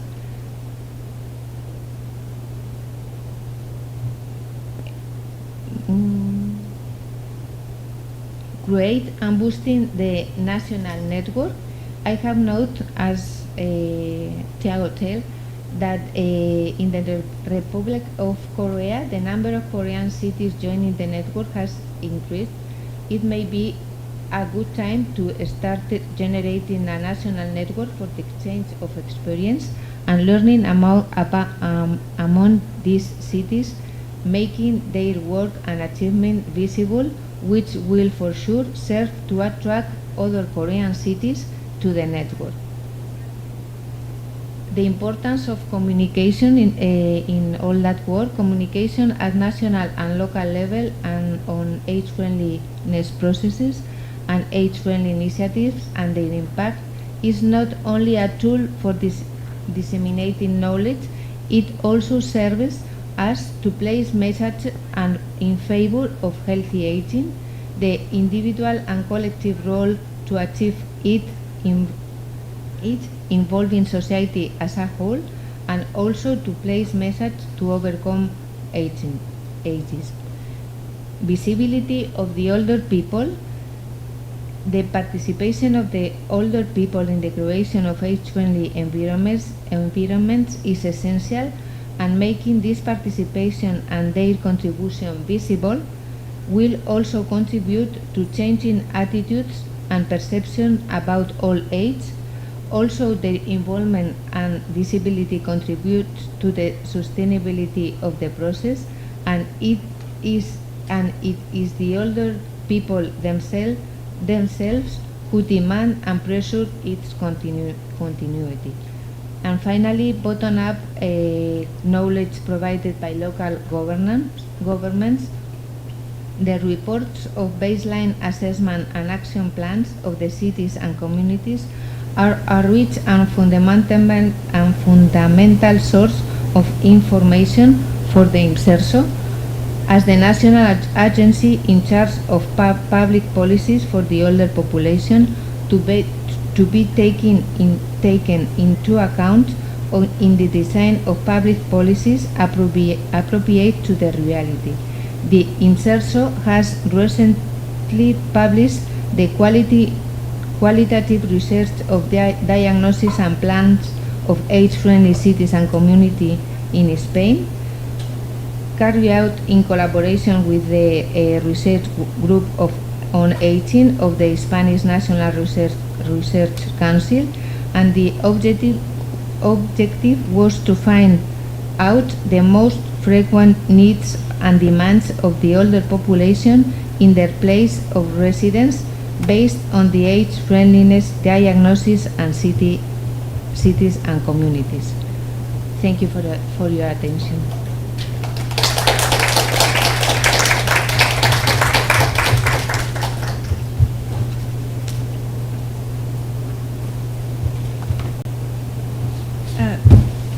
Thank you so much for the well-prepared presentation to Ms. Maiten Pozo. And I think it's very interesting to highlight that she explains very details about how to implement age-friendly policies through the national program. And Also, it's interesting to see that in Spain, the pharmacy network is crucial to manage the unwanted loneliness, and also the immerso is very important stakeholder to bring the bottom of knowledge into the policy level decision making.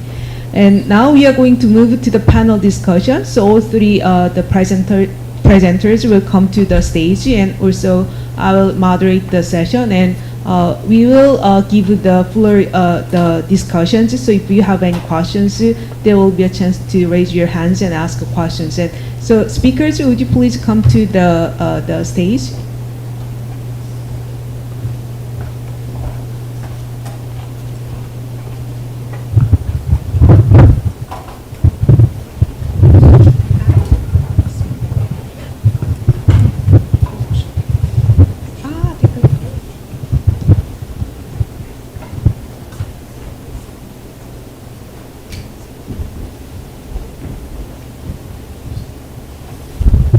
And also there are participants in online, so if you have any questions, please type your questions in the chatting room, and then I will see the questions and ask that to the speakers.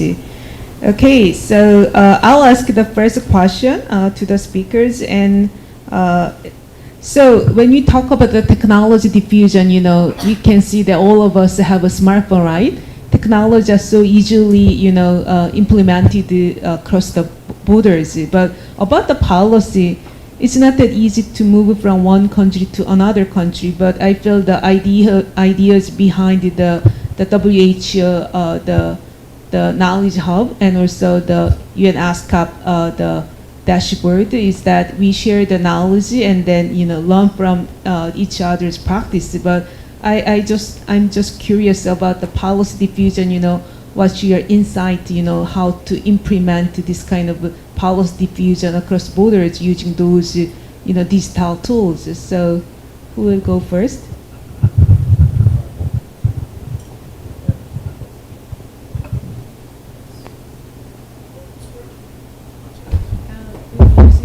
Now it is. I hope you can hear me well. Good, thanks.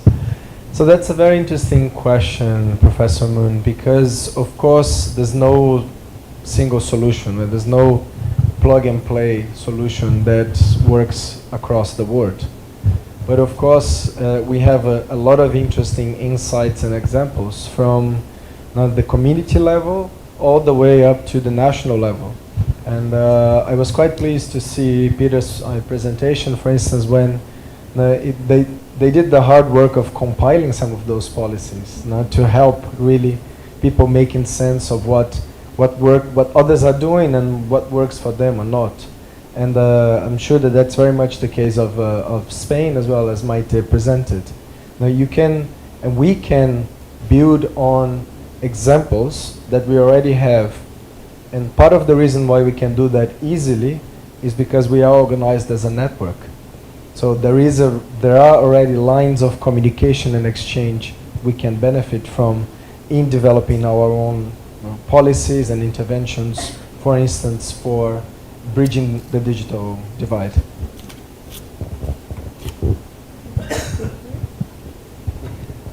As for example, Asia Pacific, or specifically for ASEAN's case, there is a very communal approach towards developing digital policies, for example. So ASEAN, for example, has its own digital policy that kind of encompasses the entire ASEAN region.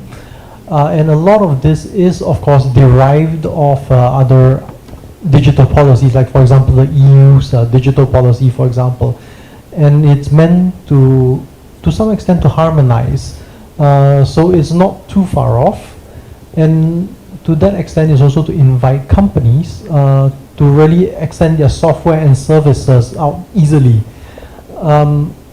Now, Korea itself is kind of a unique case because it has a lot of software companies that are very strong in, for example, AI technologies and its own kind of service infrastructure and kind of ecosystem that a lot of other countries do not necessarily have, and therefore it can afford to some extent have some independence in its digital policy, but it should also be mindful not to be too far off if it really wants to integrate with the wider global ecosystem.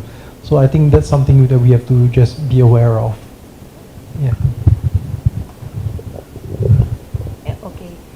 Yes, I just wanted to say that the meetings with WHO and the affiliates give us also the opportunity to know many experiences in other countries. For example,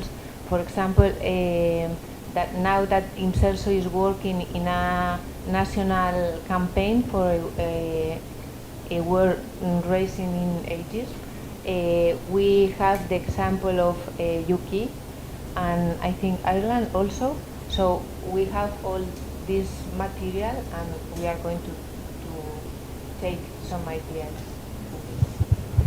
Thank you. And now I'm going to speak in Korean, so please wear your receiver. Okay. There's one question from the YouTube chat loop, and the Dr. Young Ho Ko from the Research Center. And I'll just read it, so the translators please translate into English. 고영호 박사님께서 아우리의 고영호 박사님께서 질문해 주셨는데요. 우리나라는 국가 차원에서 법을 마련하여 지자체의 고령친화 도시를 지정하고 지원하려는 계획을 갖고 있는 상황에서 두 분의 경험상 국가 입장, 지자체 입장에서 가장 중요하게 접근해야 할 우리나라의 고령친화 도시 조성 거버넌스 시사점에 대해서 질문 드립니다.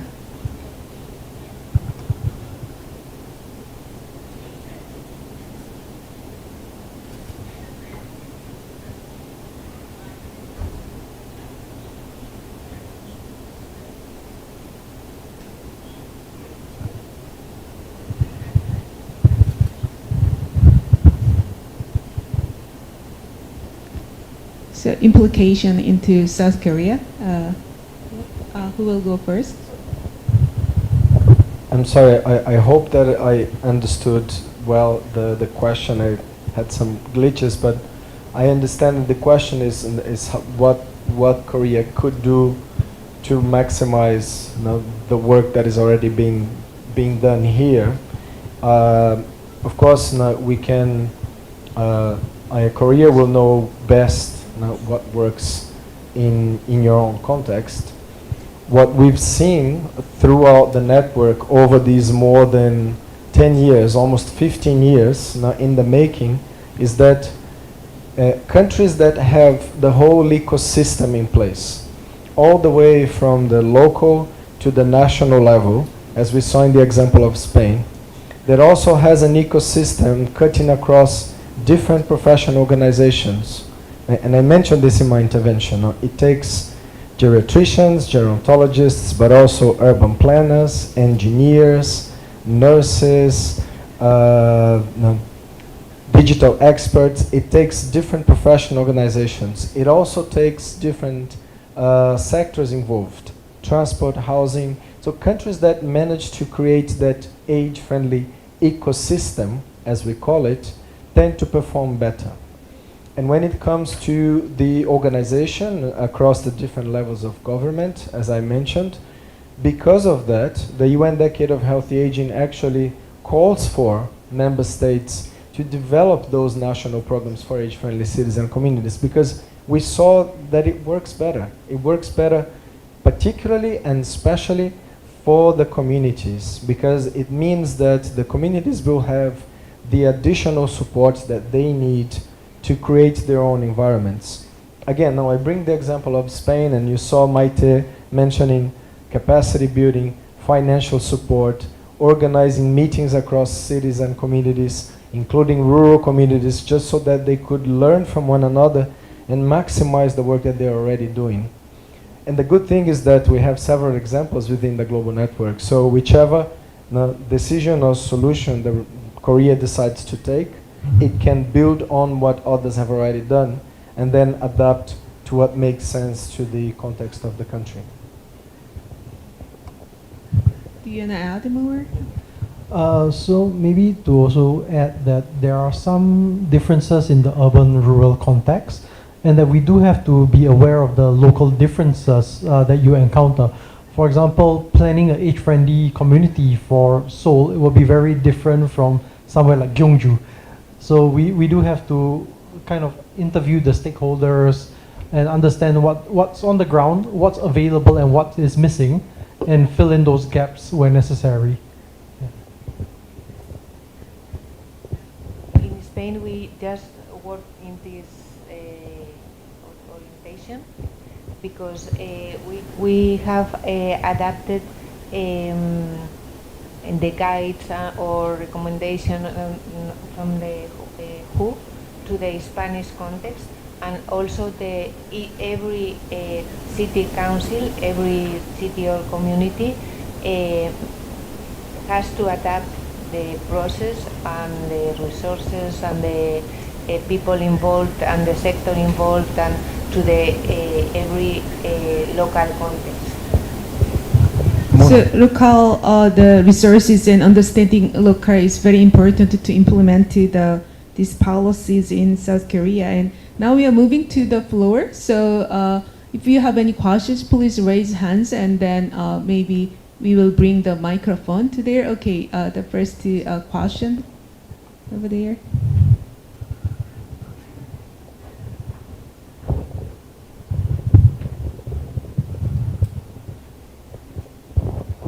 I would like to ask a question to Dr. Diego Eric Desha. Yeah, thank you for your presentation, and it was very informative and interesting. My question is that the age-friendly program that you introduced included the technology-related initiatives, while South Korea has high digital literacy, but still there is a big gap between generations. So the government has implemented various educational programs to reduce this gap. But for the really elderly, those who may crucially need this technological assistance, it is challenging not only acquire this technology, but also to physically attend training sessions. So many like social workers or family members play in a crucial role to reduce this gap between digital and the elderly. So are there any countries that tackle this problem successfully? If there is, could you give me some example?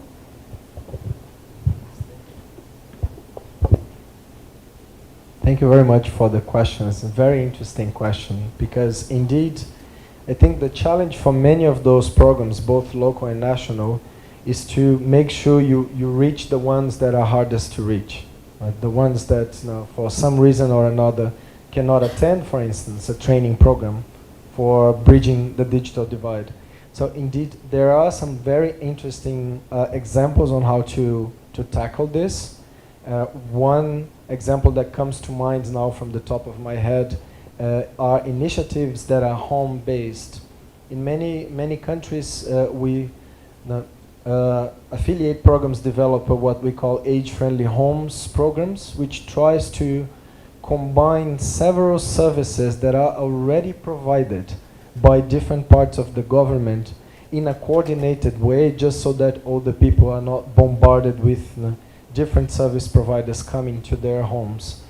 And in that mechanism, you have strategies to support them improving their digital literacy, but not only, because of course ICT, information communication technology solutions can apply in many other instances as well.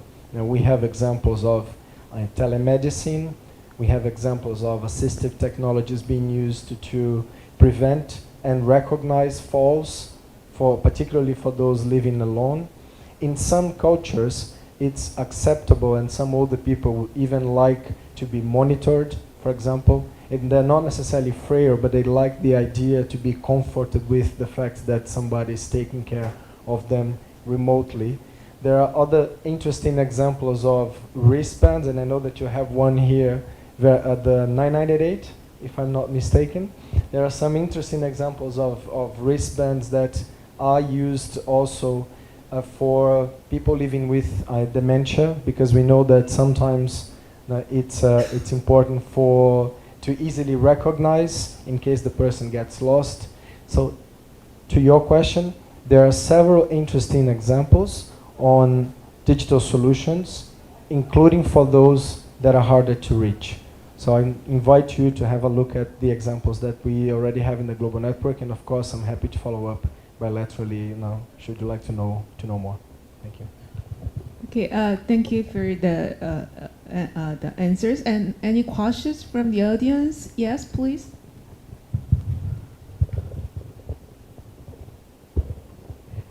Thank you for the presentations, and it was really interesting. Especially, I have a question for the Dr. Chen Peterson. I hope I pronounced well. In your presentation, as the older population is growing, the multi-generational approach or project is really important. So I think it is really possible because many older people in Korea who live alone, they live independently or alone, but they have like sons and daughters, and they just live in different cities. However, in my generation, many people, they don't want to have a marriage, or like they have a marriage but they don't want to have a kid. So I think the future adult people, one-person adult people is quite different. So I'm just curious about like, is there any ideas or projects, especially for the one person household, older people who don't have any other family members? Yes. Right. That's why we're now also trying to talk about this emphasis on community care and this kind of interaction, so that even we do see this as a trend, right? With people increasingly moving to digital and social networks being more online or virtual, that there's less of a physical interaction mix than we really would like to see. For example, even in our own even in my own social circles, I see people who we all are friends for a very long time, but we drift apart because we're all moving around the globe or just moving in our own lives. So we do see that increasing level of social distancing between people despite the world being more interconnected.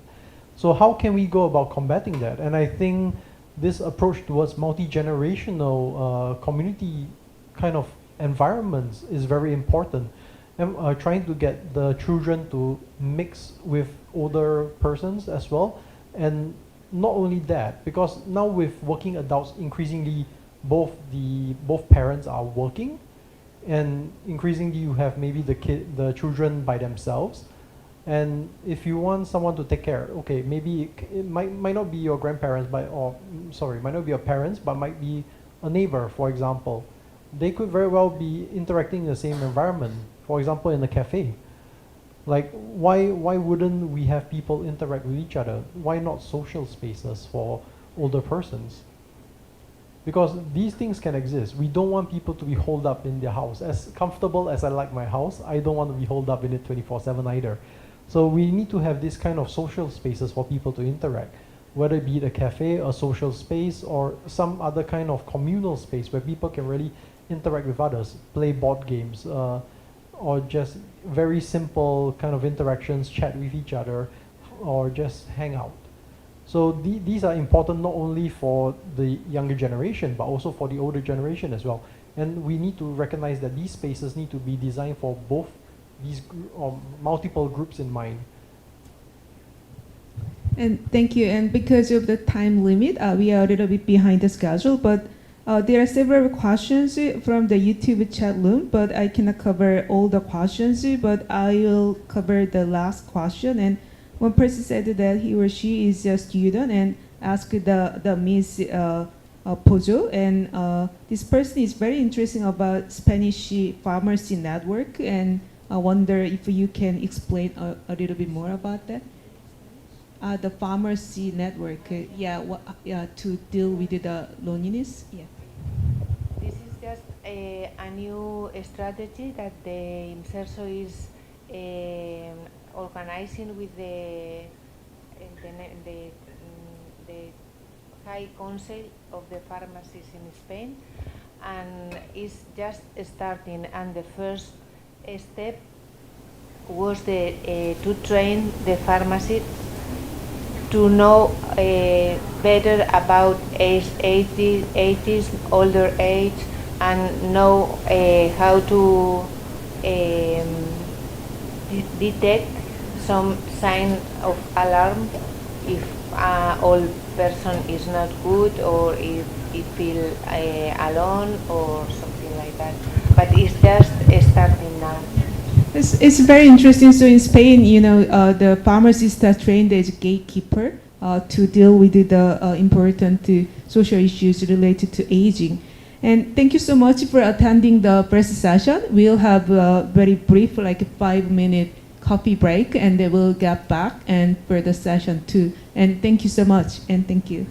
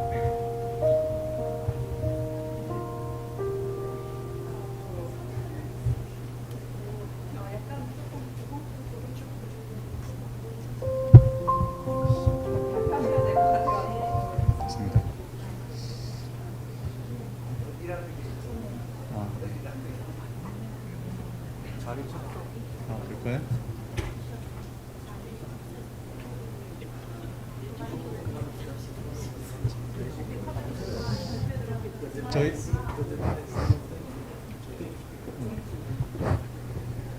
잠시 뒤 2부가 시작될 예정이오니 참석자분들께서는 착석 부탁드리겠습니다.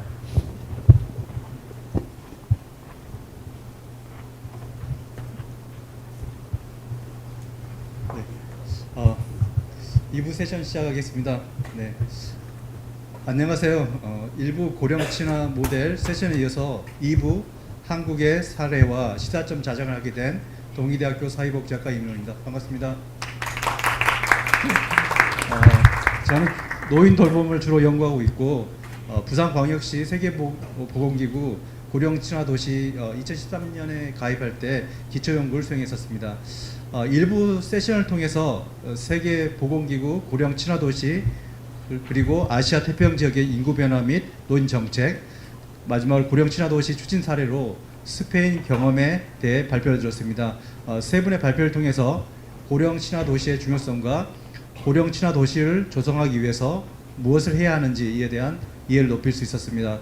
특히 티아고 박사님 어머니 사진이 고령친화도시 조성이 왜 중요한지 필요한지 보여주었다 생각됩니다. 피터친 선생님 발표 중에서 커뮤니티 케어 모델은 앞으로 한국 사회에서 적용이 필요하다고 생각합니다. 마지막으로 미스 포조 선생님 발표는 이 임설소, 이 연구소가 고령친화도시 지역을 만들기 위해서 거버넌스 했던 어떤 경험은 한국에서 꼭 배워야 될 역할이라고 생각됩니다. 2부 세션에서는 한국에서 가장 먼저 고령친화도시에 가입한 서울시의 어떤 발자취와 앞으로 10년을 어떤 방향성을 가지고 가야 하는지에 대해서 하는지하고, 두 번째로 기초자치정부, 그러니까 구 차원에서 세계보건기구 고령친화 국제 네트워크 가입 사례로 서울시 도봉구 사례를 나누고자 합니다. 먼저 고령친화 서울 10년의 경과와 향후 10년을 위한 제언을 발표해 주실 정은하 박사님을 소개해 드립니다. 정은하 박사님은 가톨릭 대학교에서 사회복지학 박사를 취득하셨고 현재 서울시 복지재단 정책연구실 책임연구위원으로 근무하고 계십니다. 아마 확인하건대 한국에서 고령친화 관련해서 가장 많은 현장 및 학술 지식을 갖추고 있다고 말씀드릴 수 있습니다. 다음으로 함께 소개해드리겠습니다. 서울시 도봉구의 세계보건기구 고령친화도시 사례를 발표해 주실 이은주 관장님을 소개해드립니다. 이은주 관장님은 모건대학교 공공정책 박사를 취득했고 도봉구 노인복지관 관장이며 현재 서울시 노인종합복지관 협회 회장으로 공사하고 있습니다. 도봉구와 같이 기초자치단체 단위에서 공공과 민간 협력을 통해서 고령친화도시를 만들어가는 데 필요한 지식을 오늘 나눠주실 것으로 생각됩니다. 발표 시간은 20분입니다. 원래 25분이었는데 조금 줄였습니다. 그래서 오늘 발표와 함께 또 상호 토론할 시간이 필요하니까 발표자님께서는 20분 내 발표를 부탁드립니다. 그러면 발표 부탁드리겠습니다.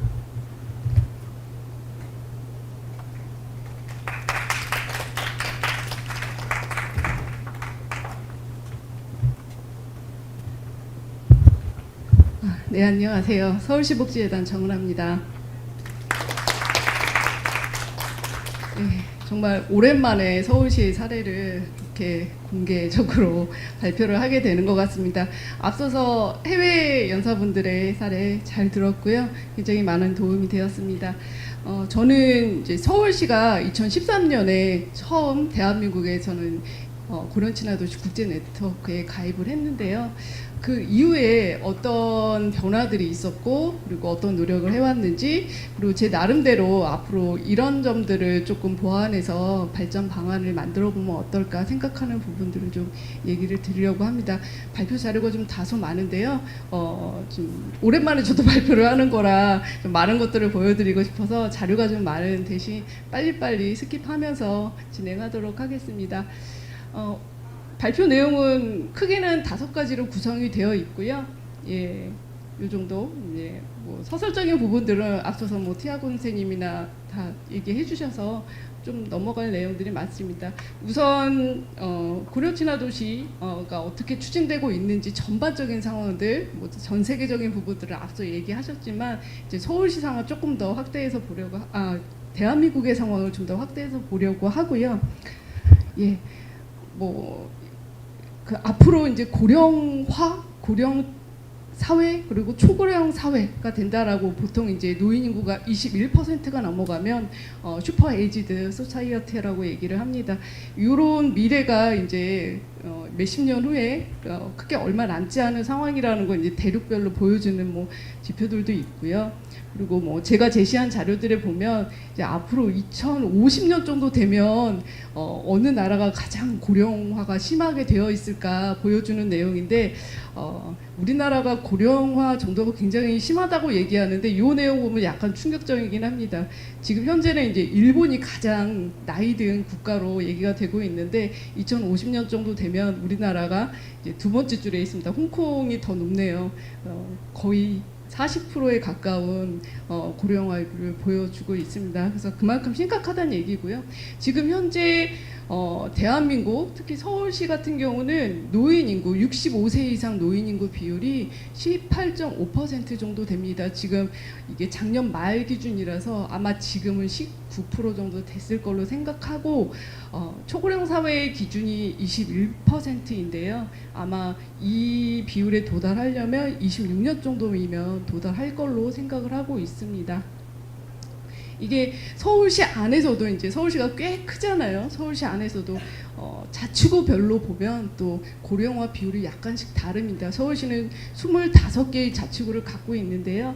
여기에서 뭐 빨간색으로 표시된 부분들이 조금 더 고령화율이 높은 자치구고요. 오늘 이 제2회 발표하실 도봉구 사례 같은 경우 벌써 이미 21%를 넘어간 초고령 사회로 보실 수 있습니다. 가장 나이 든 자치구 중에 하나죠, 도봉구가.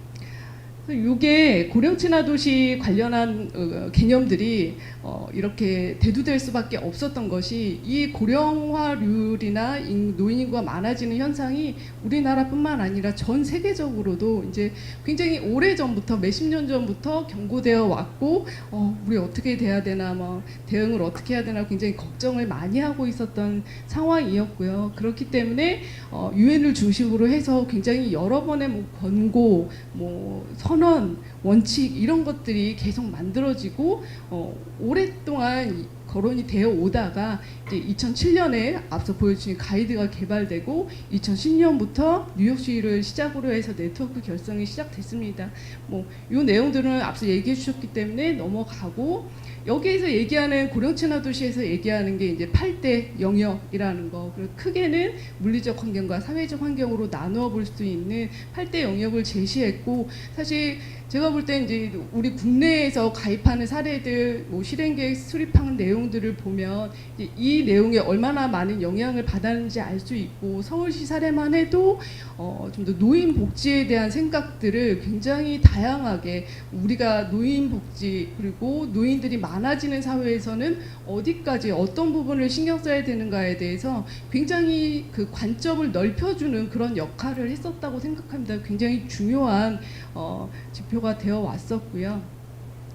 이건 뭐 앞서서 보셨습니다. 제 데이터가 조금 느리네요. 이미 1,600개 도시 이상에 가입했다고 티아고 선생님 얘기해 주셨고요. 대신 이제 대한민국 사례도 아마 66개로 지금 나와 있는데 제가 좀 늦습니다. 저는 60개일 때 봤고요. 2013년 서울특별시를 출발해서 지금까지 한 60개 넘는 도시들이 가입을 해 있는 상황입니다. 서울시 같은 경우는 자치구가 25개인데 그중에서 12개가 지금 가입을 해 있고요. 도봉구 같은 경우 비교적 가장 일찍 가입을 한 사례이기도 합니다. 예, 그리고 오늘 뭐 인사말에도 이제 정순들 교수님이 써주셨지만 이제 고령친화도시 법령이라는 게 또 제정이 되었기 때문에 또 의미 있는 그리고 중요한 어떤 변화가 있을 것으로 예상되는 시점이기도 하고요. 그래서 뭐 우리나라나 이제 그 자치구별로 보면 이렇게 좀 고령친화도시가 분포되어 있다라는 것을 보여드립니다. 그러면 서울시는 그동안 2013년에 가입했고 10년이 넘어가는데 그동안 어떤 변화들이 있었나, 어르신 관련해서 이제 어떤 데이터를 보면 좋을까 생각을 했는데, 보통 이제 예산이 어떻게 배정되어 있는가, 노인복지와 관련된 예산이나 또 시설수, 그러니까 서울시가 모든 사업을 직접 하는 건 아니잖아요. 서울시의 정책을 받아서 이제 여러 수행기관들이 이 어르신 복지 사업들을 하게 되는데, 이 수행기관의 숫자들, 그리고 행정 조직은 또 서울시에서 어떻게 구성이 되어 있는가, 이런 것들을 보면 되지 않을까 해서 그 내용들을 지금 설명하는 거고요. 이 부분들은 혹시 이제 자료집을 다운 받으시면 보시고요. 이게 이제 서울시의 예산과 관련된 내용입니다. 그래서 막대 그래프가 이제 예산 금액에 대한 내용이고요. 이 꺾은선 그래프가 위에 있는 노란색은 사회복지 예산, 전체 예산에서 사회복지 예산이 차지하는 비율, 그리고 빨간색 그 꺾은선 그래프가 전체 예산에서 노인복지 예산이 차지하는 비율을 얘기하는데요. 제가 2010년 전을 이제 5년 단위로 좀 끊어서 보려고 했었고요. 5년 단위를 끊어서 하다 보니까 조금 그 우리나라 전체에서 좀 제도적인 큰 변화가 있었던 때가 2008년 그쯤입니다. 그점 기준으로 해서 기초연금제도나 노인장기요양보험제도가 도입되면서 사실 노인복지 예산에 큰 변화가 있었거든요. 그 예산 변화를 좀 보여드리려고 2005년부터 좀 시작을 했고, 그러다 보니 굉장히 급격하게 이제 변화가 되어 왔다라는 것을 보실 수 있습니다. 서울시 지금 현재로는 24년 기준으로는 41조 정도 되는데요. 그 중에서 사회복지 예산이 39.6%네요. 40%네요. 그 정도 되고, 노인복지 예산은 10% 가까이 9.7%로 나타나고 있습니다. 물론 이렇게 노인복지 예산의 비중이 크고 사회복지 예산의 비중이 큰 데에는 이제 기초노령연금이나 뭐 이런 것들 비중이 워낙 큽니다. 노인복지 예산 중에서도 사실은 80% 넘는 부분이 기초노령연금의 분담금이 차지를 하고 있고요. 장기요양보험제도의 분담금도 만만치 않고요. 그렇긴 하지만 그 외의 영역에서도 사실 예산의 양은 계속해서 증가를 해오고 있습니다. 이것도 참고를 하시면 될 것 같고요. 그 수행 기간은 뭐 어느 정도로 지금 분포하고 있는가 보면 이제 종류별로 좀 봤습니다.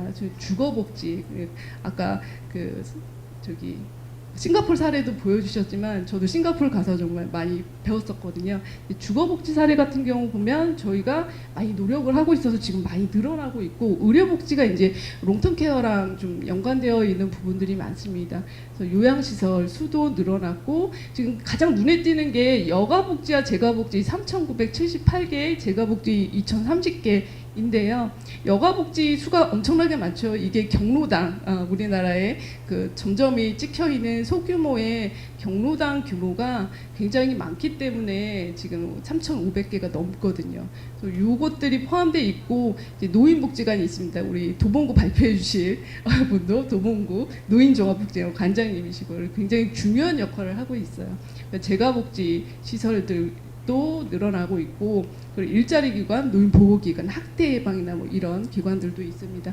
이게 지금 현재의 상황이 이전과 대비해서 얼마큼 변화했었는지 좀 봤는데요. 재가복지랑 여가복지는 단위가 좀 커서 오른쪽으로 밀었습니다. 여가복지 자체는 그렇게 확 늘어나지는 않았어요. 왜냐하면 지금 인프라 자체를 막 늘릴 수 있는 그런 규모는 아니어서 이제 조금씩 늘어나고 있는 상황이고, 재가복지 같은 경우는 꽤 큰 폭으로 늘어났습니다. 왜냐하면 이게 장기요양 시설이 대비해야 되고, 또 그만큼 돌봄에 어려움을 겪는 분들이 많기 때문에 그분들에 대응하기 위해서 요양시설이 굉장히 많이 늘어난 걸 알 수 있습니다. 의료복지 관련한 것도 마찬가지고요. 그 외에 주거복지도 일자리 지원, 노인보호 다 좀 늘어나고 있는 것을 보실 수 있습니다.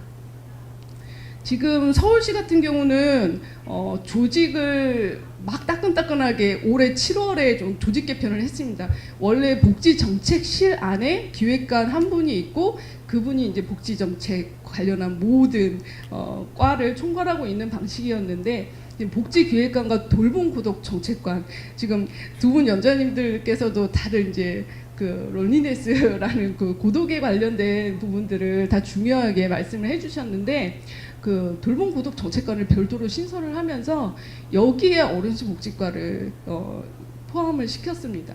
그리고 서울시 같은 경우는 2012년, 그러니까 13년에 가입하기 전부터 이제 이게 번역할 때 어떻게 될지 모르겠습니다. 노인이라는 노인복지과였는데 어르신복지과로 명칭을 변경했거든요. 이게 노인 존중의 의미를 닮아서 조금 이제 다른 명칭도 국내 최초로 써보기도 하고, 또 14년 이후에는 베이비부머 정책팀이라는 팀도 새로 신설을 합니다. 이게 저희 1차 실행계획 냈을 때 핵심 과제 영역이 베이비부머 세대 50대 이상을 위한 정책을 별도로 저희는 구성을 했었거든요. 그 베이비부머 정책팀을 신설하고 또 이 팀이 과로 더 커지고, 지금은 22년에는 이게 또 평생교육국으로 이관되기는 했지만 제가 볼 때는 굉장히 서울시의 중요한 성과 중에 하나, 그러니까 50대 이상의 정책들이 완전히 비어있는 상태였는데 그런 것들을 만들어 갖고 그게 이제 고령친화도시 관련한 계획을 하면서 만들어졌다는 것에 의의가 있는 것 같습니다. 그렇게 여러 가지 이제 조직적인 차원에서도 사회의 변화나 어르신의 욕구나 뭐 이런 것에 대응해서 좀 체계적으로 대응을 하려고 많이 노력을 해왔었고요. 지금 어르신복지과 같은 경우는 이렇게 6개 팀으로 구성이 되어서 다양한 업무들을 하고 있습니다. 뭐 요양, 돌봄, 그리고 일자리, 그리고 여가 이런 것들 다 같이 포함을 하고 있습니다. 그럼 어르신복지 종합계획, WHO에 제출하는 거는 이제 액션 플랜이라고 하죠. 그 종합계획을 서울시가 어떻게 만들어 왔었는지 좀 보는데요.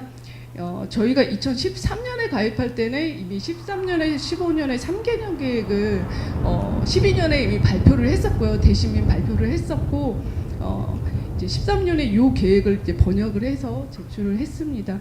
그래서 그때는 6개 영역에 35개 과제였고요.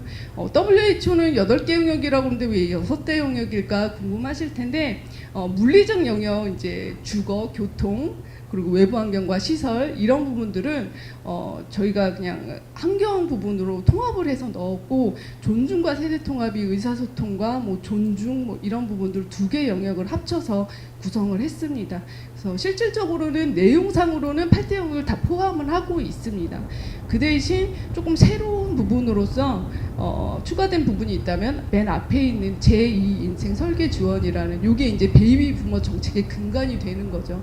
그래서 그 당시에 노인 인구가 10%가 안 됐었거든요. 준비할 당시에는. 근데 이 당시에 베이비 부머 세대, 그 전쟁 이후에 태어난 한 10년 사이에 태어나신 분들, 그러니까 아직 60대가 안 되신 분들의 인구 비율이 14%에 달했었어요. 그래서 이 인구가 그대로 퇴직을 하면 노인 그 정책 정말 어마어마하겠다라는 위기감이 드니까 이분들의 은퇴 지원 같은 게 필요하겠다는 생각에서 베이비부머 관련한 정책들을 별도의 영역으로 만들었었습니다. 그래서 이거 외에도 이제 세부 과제를 보여드리긴 좀 시간이 없으니까 이런 정도로 구성이 되어 있었다라는 것만 보여드리고, 이제 저희 이 계획을 하면서 좀 많이 서울시가 도움을 받았던 부분은 이제 조례를 제정하고 실태조사 같은 것들을 좀 정기적으로 하게 됐습니다. 2년마다 노인 실태조사를 정기적으로 하는 근거들을 만들었고요. 그리고 또 한 가지 중요했던 거는, 저희는 가입하기 이전 12년부터 어르신 정책 모니터링단을 구성해서 18년, 19년까지 계속 운영을 했었습니다. 그래서 어르신들의 의견 수렴, 그 바텀업 방식으로 의견 수렴하는 과정들을 좀 충실히 진행하려고 노력을 많이 했었고요. 실제로 이분들의 제안이 이제 정책으로 반영되는 상황들도 많이 있었습니다. 이렇게 진행을 했었고, 그런데 2차 계획은 언제 했었냐? 저희가 좀 늦었습니다. 제가 한번 2017년에 시도를 하다가 다른 현안에 밀려서 진행을 못한 적이 있었고요. 제가 다른 업무를 하고 있을 때 2021년부터 25년까지의 5개년에 관한 2번째 어르신 종합계획이 발표가 됐었습니다. 요거는 4대 영역으로 좀 더 영역이 더 줄어들었고, 29개 과제로 과제는 더 줄어들었지만 좀 더 현실적이고 좀 더 좀 실현 가능한 내용들로 좀 채워져 있는 것 같았습니다. 그래서 4개 영역으로 줄기는 했지만 사실 뭐 건강 돌봄과 여가, 일자리 이런 핵심 영역들을 유지하고 환경적인 부분들을 가지고 있고요. 그리고 나머지 이제 존중과 세대 통합, 그리고 의사소통과 의사 그 정보 전달과 관련된 내용들은 이 영역 아마 고령친화도시 실행계획 세워보신 분들은 알 거예요. 그 내용들이 어디에 영역에 들어가야 될까 굉장히 애매한 경우들이 많거든요. 그래서 각각의 영역에 사실은 좀 녹아 들어가 있는 형태라고 보시면 될 것 같습니다. 그래서 WHO가 제시한 8대 영역의 내용들은 굉장히 잘 유지되고 포함되어 있다. 그리고 주요 성과들을 좀 연도별로 정리를 해보자면 이렇게 볼 수 있는데 13년에 저희 서울시가 가입을 했잖아요. 그 전에는 여러 가지 계획들을 좀 수립해 보면서 우리가 어떤 방향으로 가야 될까 좀 타진을 해봤던 시기였던 것 같습니다. 사실은 2009년부터도 뭔가 계획서를 세우고 10년에도 한번 그런 계획을 세운 바가 있었고요. 이제 노력을 많이 했었죠. 이때 2009년 계획에서부터 WHO가 얘기한 그 물리적 환경이나 뭐 이런 거에 대한 언급이 이때부터 사실은 좀 시작이 되었었습니다. 그래서 굉장히 공부하면서 조금씩 어떻게 받아들일까 준비를 해오던 시기였고요. 그러면서 11년에 고령친화도시 조성을 위해서 기본 조례들을 좀 제정을 하는 그런 액션을 했고, 그리고 어르신복지과로 뭐 명칭을 변경한다던가 뭐 이런 것들, 그리고 모니터링단 운영하는 그런 기반이 되는 그런 활동들을 진행해 왔고, 가입한 이후에는 세부 계획에 따라서 저희가 6대 영역에 따라서 이제 세부 과제들이 있는데, 세부 과제들을 어떻게 실행할까 하는 세부 계획들을 좀 정밀하게 확대해가는 노력들을 했었습니다. 예를 들면 베이비 부머가 핵심 영역이라고 했잖아요. 그것과 관련된 또 별도의 계획서들을 또 만들고요. 치매 요양과 관련된 계획도 만들었고요. 그 어르신 정책 브랜드, 그때 효자손이라는 브랜드를 발표한 적이 있는데, 뭐 10계명이나 이런 것들도 어르신을 어떻게 존중할까, 그런 방법들에 대한 계획들도 발표한 적이 있고, 또 한 번 15년에 2030 고령사회 마스터 플랜 뭐 이런 것들도 수립을 해봅니다.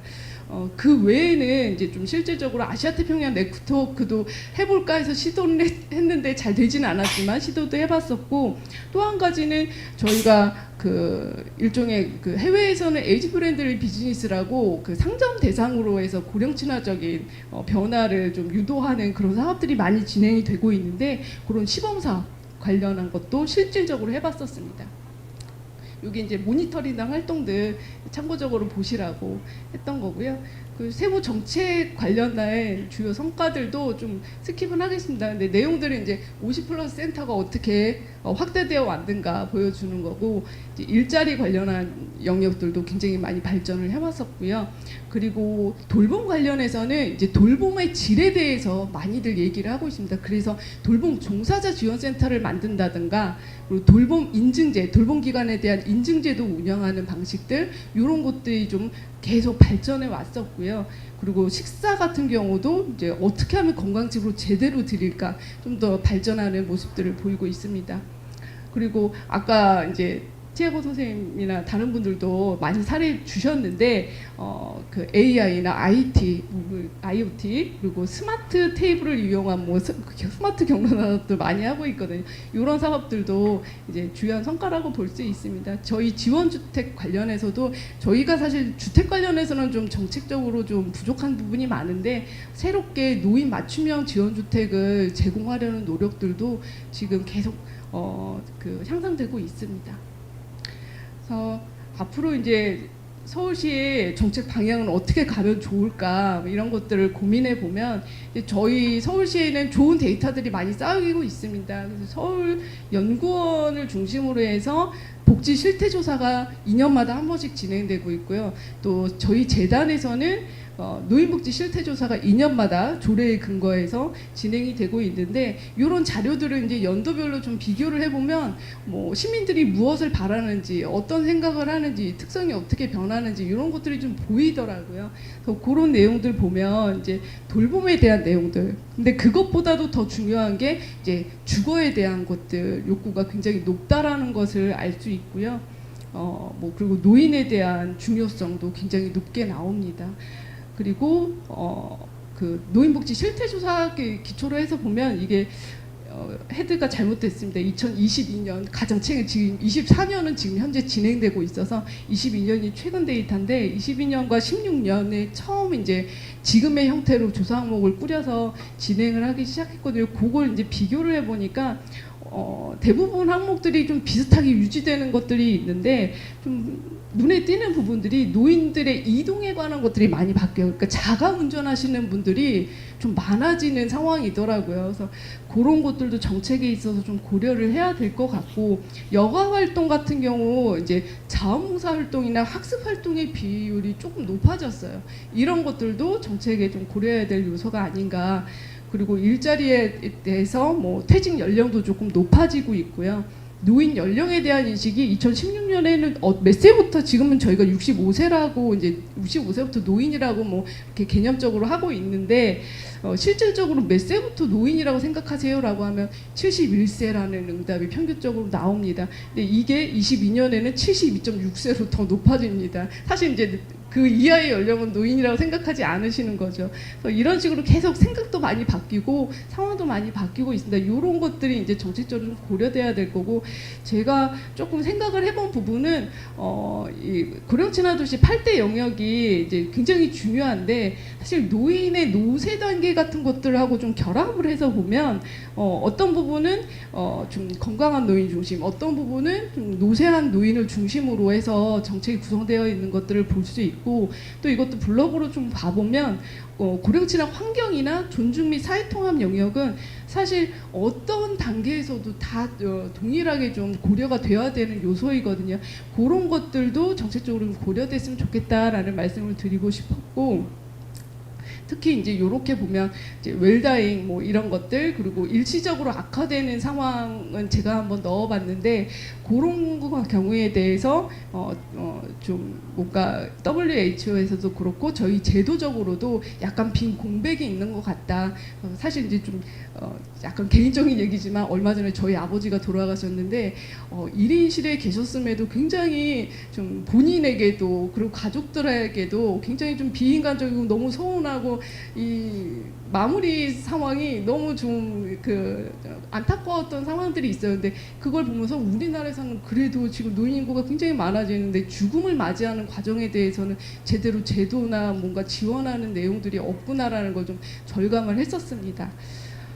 예, 그래서 발전 방안들을 좀 제안을 해보자면 5가지인데요. 이제 좀 순서를 제가 막 흐트러놔서, 일단은 앞에 그 뒷부분에 보신 것처럼 실태조사 같은 것들을 활용해서 이제 특성의 변화 같은 걸 따라가면서 이제 저희가 정책을 좀 보완해가면 되지 않겠나. 그리고 노쇠 단계나 뭐 이런 것들에 따라서 이제 어떤 노인에게 어떤 정책이, 어떤 제도가 필요한지, 어떤 프로그램이 필요한지를 적절하게 좀 생각을 해봤으면 좋겠다라는 얘기. 그리고 이제 고립 고독의 얘기가 정말 많이 나오는 거 보고 정말 전 세계적으로 생각하는 거는 다 비슷하구나, 그러고 좀 대응해야 될 이슈들은 정말 비슷하게 나타나는구나 생각했습니다. 고립 고독 위기 뭐 이런 것과 대응해서 이제 어르신 정책도 이제 어르신만을 위한 게 아니고, 또 고립 고독 그 고독사 하는 경우 같은 경우는 또 50대 남성, 40대 남성이 좀 오히려 많고, 요즘에 청년의 문제가 더 심해지기도 하거든요. 이런 것들은 정말 연령 통합적으로 접근해야 될 정책이다라는 생각이 많이 들었습니다. 그리고 8대 영역을 좀 이제 그 다른 도시들에서 실행 계획 세우는 거 보면 8대 영역이 별도로 독립적으로 존재하는 것처럼 좀 인식을 하는 경향이 있어요. 근데 굉장히 이게 상호 연결되어 있고 통합적으로 움직여줘야 되는 건데, 이런 것들이 이제 실행 계획 세우다 보면 여기에만 들어가면 저기에는 못 들어가는 건 아니거든요. 근데 그런 것들이 오히려 8대 영역이 있어서 좀 그런 사고의 흐름을 가로막는 그런 영향도 좀 있는 것 같습니다. 그런 것들을 좀 깨면서 일을 해야 될 것 같고요. 마지막으로는 오늘 얘기해 주신 그 어필리에이티드 프로그램 같은 경우도 사실 이제 그 중앙에서 오셨으니까 앞으로 신경을 쓰셔야 됐고 준비를 하시겠지만, 그런 국가 프로그램을 이제 보건복지부에서 알아서 하시겠지만, 서울시 같은 경우는 이미 25개 자치구 중에 12개 자치구가 가입을 할 정도로 굉장히 자치구에 관심이 높고, 또 고령화도 계속되어 가고 있는데, 이 25개에 대한 자치구 지원은 서울시가 어떻게 할 것인가. 그래도 서울시에 살면 어느 자치구에 살아도 동일한 삶의 질을 보장할 수 있어야 되는데, 이렇게 되면 좀 자치구마다 편차가 생길 수밖에 없으니까 그런 것들을 좀 해소하고자 하는 노력이 서울시에서 있어야 되지 않을까 생각을 합니다. 그래서 이런 제안들 하면서 발표 마치도록 하겠습니다. 감사합니다.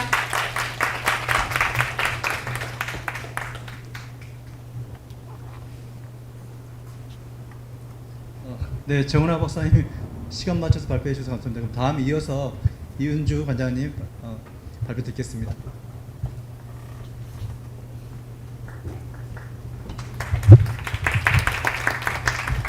네, 반갑습니다. 두 번째로 고령친화도시 WHO 국제 네트워크 서울시 도봉구 사례를 발표할 서울시립 도봉노인복지관장 이은주입니다. 반갑습니다. 네. 사실 고령친화도시 하니까 굉장히 친근한 용어인 것 같습니다. 그런데 이제 서울시에서도 제가 발표하려고 하는 도봉구 같은 경우는 중심에 있는 것이 아니라 동북쪽으로 약간 치우쳐져 있는 약간 베드타운 같은 그런 구라는 거 먼저 말씀을 드리고, 앞에서도 또 우리 정은하 박사님 발표해 주셨는데, 근데 고령친화도시 서울시에서 12개 구가 가입을 했다고 하는데 도봉구가 그래도 앞에 선두적으로 좀 했는데 왜 그러냐 이런 것들도 제가 발표하면서도 말씀드리도록 하겠습니다. 저희가 1기, 2기 있는데 먼저 1기부터 발표를 드리도록 하겠습니다. 네, 도봉구 고령친화도시 이행계획은 실제로 도봉구에서 고령친화도시 조성에 관한 조례를 만들면서 시작하였습니다. 이런 것들을 기반으로 해서 시작을 하였고요. 왜 시작하였냐면 도봉구 같은 경우는 2018년도만 해도 약 16.5%, 그러니까 서울시 인구 대비했을 때 항상 고령화 지수가 높았습니다. 그래서 많은 인구가 있었고, 그래서 인구 변화도 하고 사회 환경에 따른 정책이 필요하다라는 그런 인식이 좀 있었었고요. 더군다나 이렇게 복지에 대한 욕구들이 굉장히 많이 다양해져 가고 있었기 때문이기도 합니다. 더불어서 이제 국제 네트워크라는 어떤 급성화 고령화가 우리 한국의 문제가 아니라 전 세계적인 문제였다라는 그런 방향성도 한몫 차지를 했다라고 생각을 합니다.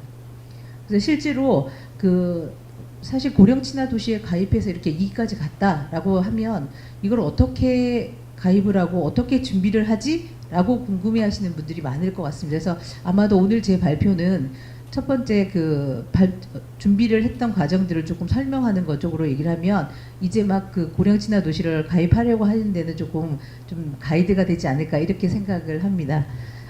저희가 처음에 도봉구가 고령친화 도시를 할 때 그냥 한 것이 아니라 고령친화 도시를 조성하기 위해서 어떻게 해야 되는가라는 좀 현재의 도봉구 내에 그런 갖고 있는 생각들 이런 것들을 좀 알아야 되겠다라는 걸로부터 시작을 했습니다. 그래서 이렇게 연구부터 시작하고 가입하고 승인을 받아서 조례 공포까지 가는 그런 과정을 거쳤습니다. 그리고 고령친화 운영위원회라는 것을 구성해서 위원장과 또 이렇게 위원들이 구성이 돼서 실제로 고령친화 도시 조성이라든가 추진과 관련된 모든 사항들을 심의하고 자문하는 그런 역할들을 했는데요. 제가 여기에 소속해서 활동했기 때문에 오늘 또 이렇게 발표를 하게 된 것 같습니다. 네, 먼저 조사를 했더니 과연 이렇게 고령친화 도시에 가입하려고 보니 과연 현재의 도봉구가 어떻게 고령친화도가 지금 현 주소가 어떠냐라는 것을 조사를 하게 되었는데 보시는 표와 같이 노인이 보는 거, 그 다음에 일반 시민이 보는 거, 전체 보는 거 이렇게 해서 한 중간 정도 점수를 차지하고 있는 것 같습니다. 이런 것들을 다 평가를 했고요. 네, 그랬더니 사실 노인의 경우는 우리 8대 영역 중에서 교통, 주택 순으로 고령친화도가 높게 나타났고 일반 시민의 경우에는 교통, 사회 참여 그리고 전체적으로는 교통, 주택 이런 부분이 높게 평가가 됐습니다. 그런데 이제 존경과 사회통합, 시민 참여와 고용 영역에서는 모든 집단에서 조금 낮게 평가가 되어서 이 분야에 대해서 조금 더 개선 방안에 대한 게 필요하다라는 거가 조사 결과 나와서 실제로 이 계획을 세울 때는 이 두 가지 영역을 포함해서 조금 강화하는 방향으로 계획을 세웠습니다. 예, 이게 기본적인 조사에 따라서 중점적으로 제가 방금 말씀드린 존경과 사회통합이라든가 시민참여 고용 요 두 부분이 조금 낮게 나타나서 조금 더 중점까지 1로 채택을 해서 조금 더 집중적으로 했고요. 근데 나머지 6개 부분에서도 지금 제가 이렇게 PPT에 보이게끔 해놓은 거는 조사 연구 결과 조금 더 부족한 부분이어서 강화를 해야 될 필요가 있다라고 한 부분만 표시를 하였습니다. 그래서 중점 과제 1, 2로 나누어 가지고 전체적으로 전략 과제를 수립하였습니다. 그래서 3년간의 계획이 끝난 다음에 그다음에 2차적으로 도봉구 고령친화 도시가 2개년 2기 계획을 세워서 2022년부터 26년 동안 5개년인데 지금 한 중반쯤에서 계획이 실행되고 있습니다. 예, 마찬가지로 네, 이렇게 1기, 2기 고령친화 도시가 되니까 사실 저희가 민선이다 보니까 거기에 정책 공약 사업으로 들어가기도 합니다. 그래서 사실은 이것 때문에 이 고령친화 도시를 진행하고 수행하고 이런데 굉장히 힘을 받고 있는 상황이긴 합니다. 그래서 철저하게 이렇게 되어 있고요. 조례가 여전히 계속적으로 진행되고 있고 그 바탕으로 하고 있습니다. 고령친화 도시 2기가 되다 보니까 도봉구 인구가 네, 23%가 넘어갔습니다. 서울시 인구도 항상 넘어가고 있는데요. 23% 아마도 서울에서도 가장 좀 그 고령화 비율이 높은 그런 자치구가 도봉구가 아닐까 싶습니다. 그래서 재가입에 대한 계획을 세웠고 또 거기에 따라서 승인을 받고 했습니다. 근데 이거 역시도 뭐 그냥 막 한 것이 아니라 1기에 대한 냉정한 평가와 3기에 대한 냉정한 평가를 거쳐서 5기에 대한 5년에 대한 계획을 세웠습니다. 네. 8대 영역에 대한 것들 철저히 살펴보고 조금 더 사업 목표를 구체화시켰습니다. 그래서 표로 보시면 1기에는 이렇게 비전 및 정책 과제를 모두가 만족하는 세대공감 도시 도봉이라고 했으면 2기에는 조금 더 따뜻한 활기찬 세대공감 안전한 이런 거 세 가지 키워드를 바탕으로 해서 조금 더 세분화하고 조금 했다라고 보여질 수 있습니다. 그래서 사실은 그 8대 영역의 실행 영역별로 추진 과제를 목표에 따라서 이렇게 컬러별로 해놨는데요. 목표에 따라서 추진 과제를 세부적으로 조금 더 촘촘하게 계획을 세웠다 이렇게 보시면 되겠습니다. 네. 그래서 기본적으로 5개년 그 두 번째를 하다 보니까 첫 번째는 계획 실행에 대한 것들이 있었었고 계획 수립하고 실행하고 평가하는 것들을 반복했고 2기 실행 같은 경우는 계획, 실시, 평가의 3단계를 5년 사이클로 매년마다 하고 5년 사이클을 전체적으로 볼 수 있도록 이렇게 개선했습니다. 지금 이렇게 보니까 전체적으로 그 8대 분야에 대한 사업이 72개로 그러니까 올해 것들을 계획을 하다 보니까 23년도 거에 대한 평가를 하는 내용입니다. 그래서 사실 매년마다 평가를 하면서 사업이 부진했던 것들, 어떤 전략 사업이 어떻게 되었는지, 신규 사업은 어떻게 되고 계속 사업은 어떻게 되는지를 꼼꼼하게 챙겨가지고 신규 사업이 작년 같은 건 21개로 되었습니다. 그래서 했고요.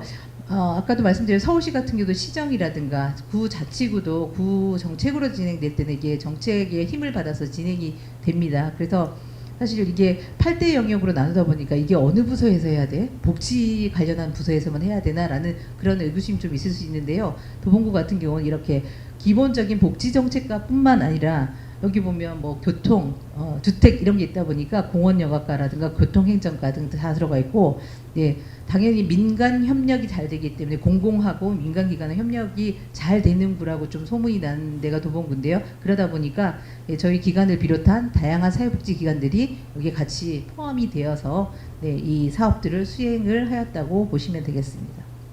네.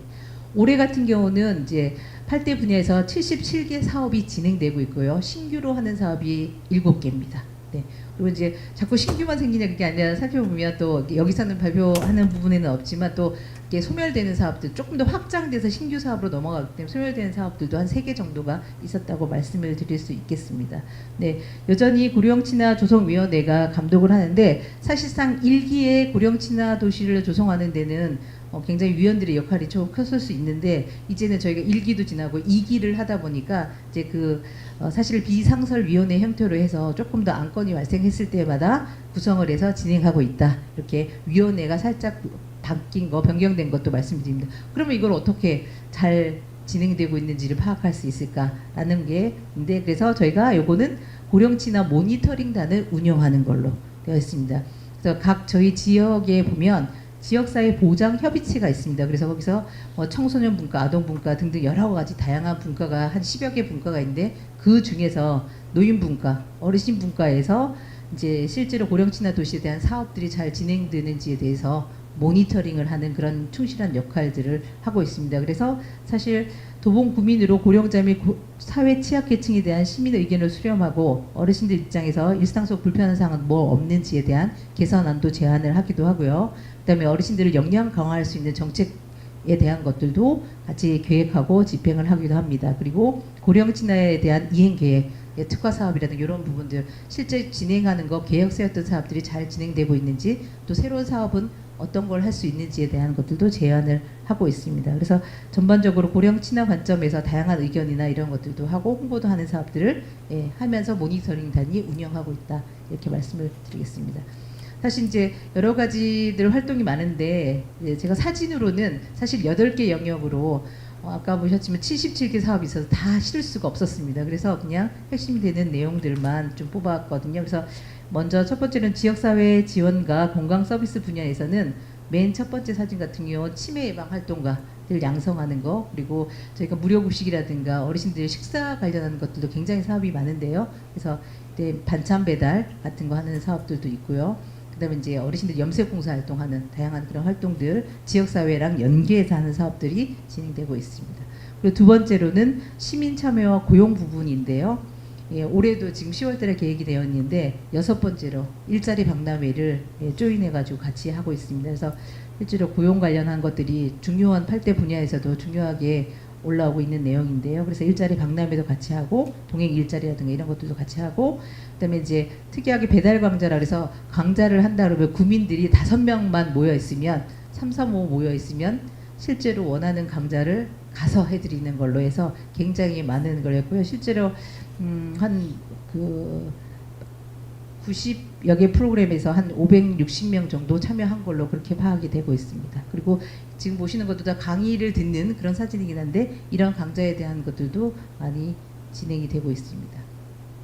그리고 세 번째로는 사회 참여 부분인데요. 각 기관들이라든가 프로그램에서 나눔 프로그램들이 굉장히 많이 진행되고 있고, 청춘 아카데미라는 이름으로 어르신들에 대한 권익 교육이라든가 다양한 프로그램이 진행되고 있고, 또 스스로 할 수 있는 동아리 활동 등이 진행되고 있습니다. 그리고 네 번째 존경과 사회 통합 부분에서는 웰다잉 조성 관련한 프로그램에서 지역 주민들이 웰다잉 관련한 프로그램들에 대해서 인식을 할 수 있도록 그런 인식 개선 교육도 하고 있고, 도봉구 자체적으로 또 이렇게 경로 우대 할인업소에 관련 사업들도 하고 있고, 다양하게 이제 막 고령으로 진입하려고 하는 대상들에 대한 아카데미 이런 것도 진행을 하고 있습니다. 다섯 번째, 의사소통과 정보 제공 부분에서는 실제로 그 노인 관련한 사업들을 하고 있는 우리 일하고 있는 사회복지사 등을 포함한 종사들이 함께 할 수 있는 그 힐링 캠프, 그다음에 이제 아까도 잠시 말씀드렸는데 지역사회 보장협의체에서 민간이 같이 협력하는 그런 시스템이 있기 때문에 그 안에서 사회보장 정책들을 제안하는 거. 그러니까 고령친화도시 따로 지역에 대한 정책 따로가 아니라 같이 믹스시켜가지고 이런 정책 제안들 활동을 하고, 실제 어르신들에 대한 서비스로는 사진관 같은 장수 사진을 해주는 그런 프로그램을 진행하고 있습니다. 그리고 이제 여섯 번째, 야외 공간과 건물 같은 경우는 이렇게 언덕이 있는 골목길 같은 경우에 열선을 설치해서 얼지 않도록 해서 낙상을 예방하는 거, 그다음에 신규로 어르신들이 좀 모일 수 있는 경로당 증축이라든가 그런 것들이 있고요. 그리고 점자 블록을 설치해서 실제로 노약자들이 잘 안전하게 이용할 수 있는 그런 환경을 좀 마련하고 있고요. 일곱 번째, 교통 부분입니다. 바닥형 보행 신호등이라서 파란불이 켜지면 파란색, 빨간불이 켜지면 멈추라 그래서 빨간색으로 해서 이렇게 가시성 좋게 하는 부분이 있고요. 그다음에 골목길이나 이런 데는 과속 방지턱, 그리고 실제 노인들을 위해서는 무료 셔틀버스 등이 운영되고 있습니다. 그다음에 마지막 여덟 번째로는 주거 및 주거 환경 개선인데요. 실제로 혼자 살고 계시는 독거노인들 같은 경우 가스 차단기라든가 그다음에 이제 약간 주거 환경 개선에서 생활상으로 필요한 부분들 세면대 수전이라든가 이런 것들 정비해주는 이런 사업들을 진행을 하고 있습니다. 그래서 사진으로 이렇게 봤는데요. 맨 뒤에 있는 저 캐릭터가 도봉구의 캐릭터 은행나무와 학이어서 은봉이 학봉이라고 합니다. 그래서 요즘 저 친구들이 도봉구에서 열심히 홍보대사 활동을 하고 있습니다. 그래서 저도 마지막으로 넣어봤습니다. 실제로 고령친화도시에 대한 도봉구 사례들을 말씀드렸는데요. 준비하시는 분들에게 좀 도움이 됐으면 하는 바람입니다. 이상 마치겠습니다. 감사합니다.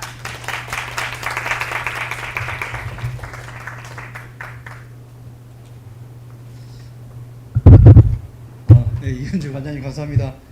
시간 내 지자체 단위에서 고령 친화도시 조성 사례를 절차와 내용을 좀 상세하게 설명해 주셔서 도움이 될 것 생각됩니다. 그러면 지금부터 토론을 진행할 건데요. 저희가 두 분의 정식 토론자가 있습니다. 그래서 한 분은 조성원 보건복지부 사무관님께서 정부 차원에서 고령친화도시 조성에 대한 대응이나 그 다음에 앞으로 어떻게 계획을 가지고 있으신지 말씀해 주실 거라 생각됩니다.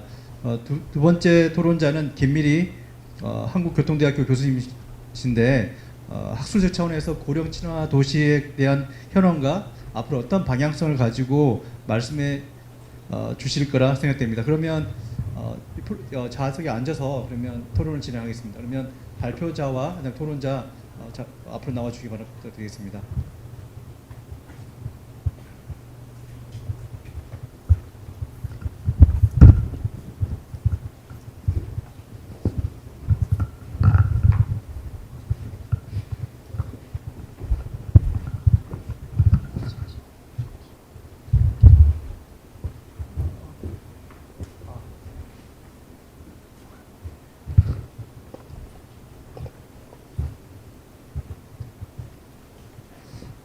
시간이 많지 않아서 토론자분께 10분 내외 토론을 부탁드리겠습니다. 나머지 시간은 플로어와 그 다음에 온라인을 통해서 지금 접속하고 계신 분들께 질문할 수 있는 기회를 드리겠습니다.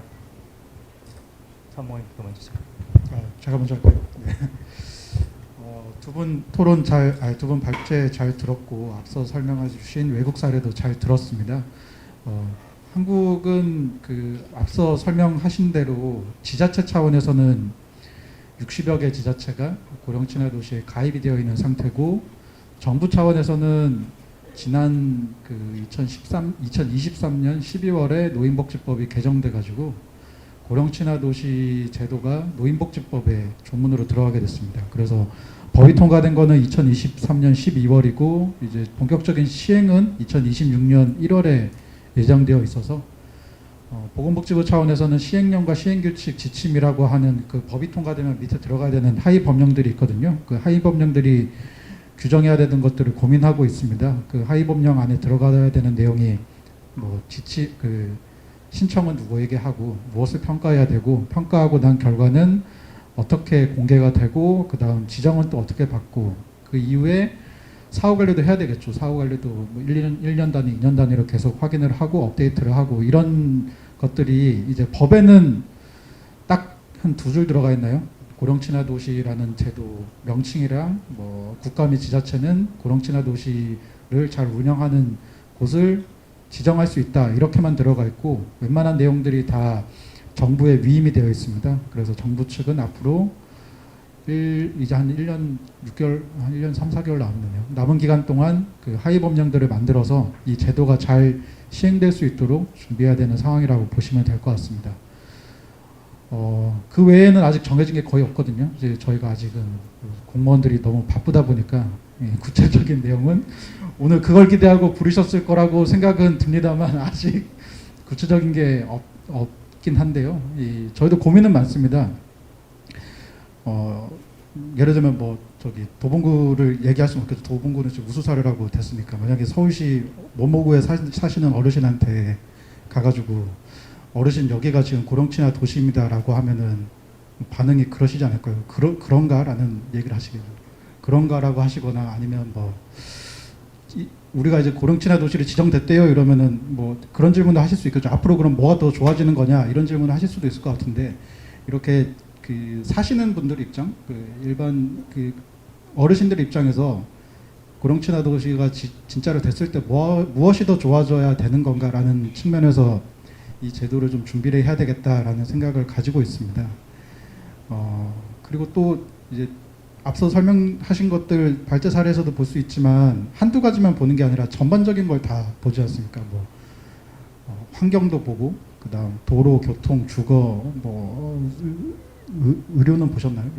돌봄도 보셨고, 웬만한 요소들을 노인복지 정책에 관한 대부분의 요소들을 다 고려하시다 보니까 복지부 차원에서는 또 다른 측면에서 고민하고 있는 게 의료요양돌봄 통합지원법, 통합돌봄법이라고 줄여서 말하는 통합돌봄법이라는 것이 올해 3월에 통과돼서 그것도 또 시행을 준비하고 있고, 노인 영향평가 제도라고 해가지고 노인정책 영향평가라는 제도도 또 도입이 돼가지고 그것도 또 시행 준비를 하고 있거든요. 이 세 가지가 어떻게 보면 약간 유사한 측면들이 있습니다. 노인복지 정책을 이 한 가지 요소가 노인복지 전반에서 어떤 영향을 미치고 있고 어떤 걸 지켜봐야 되나 이런 걸 전반적으로 봐야 되는 이 제도들이 또 3가지가 준비되고 있다고 보시면 되거든요.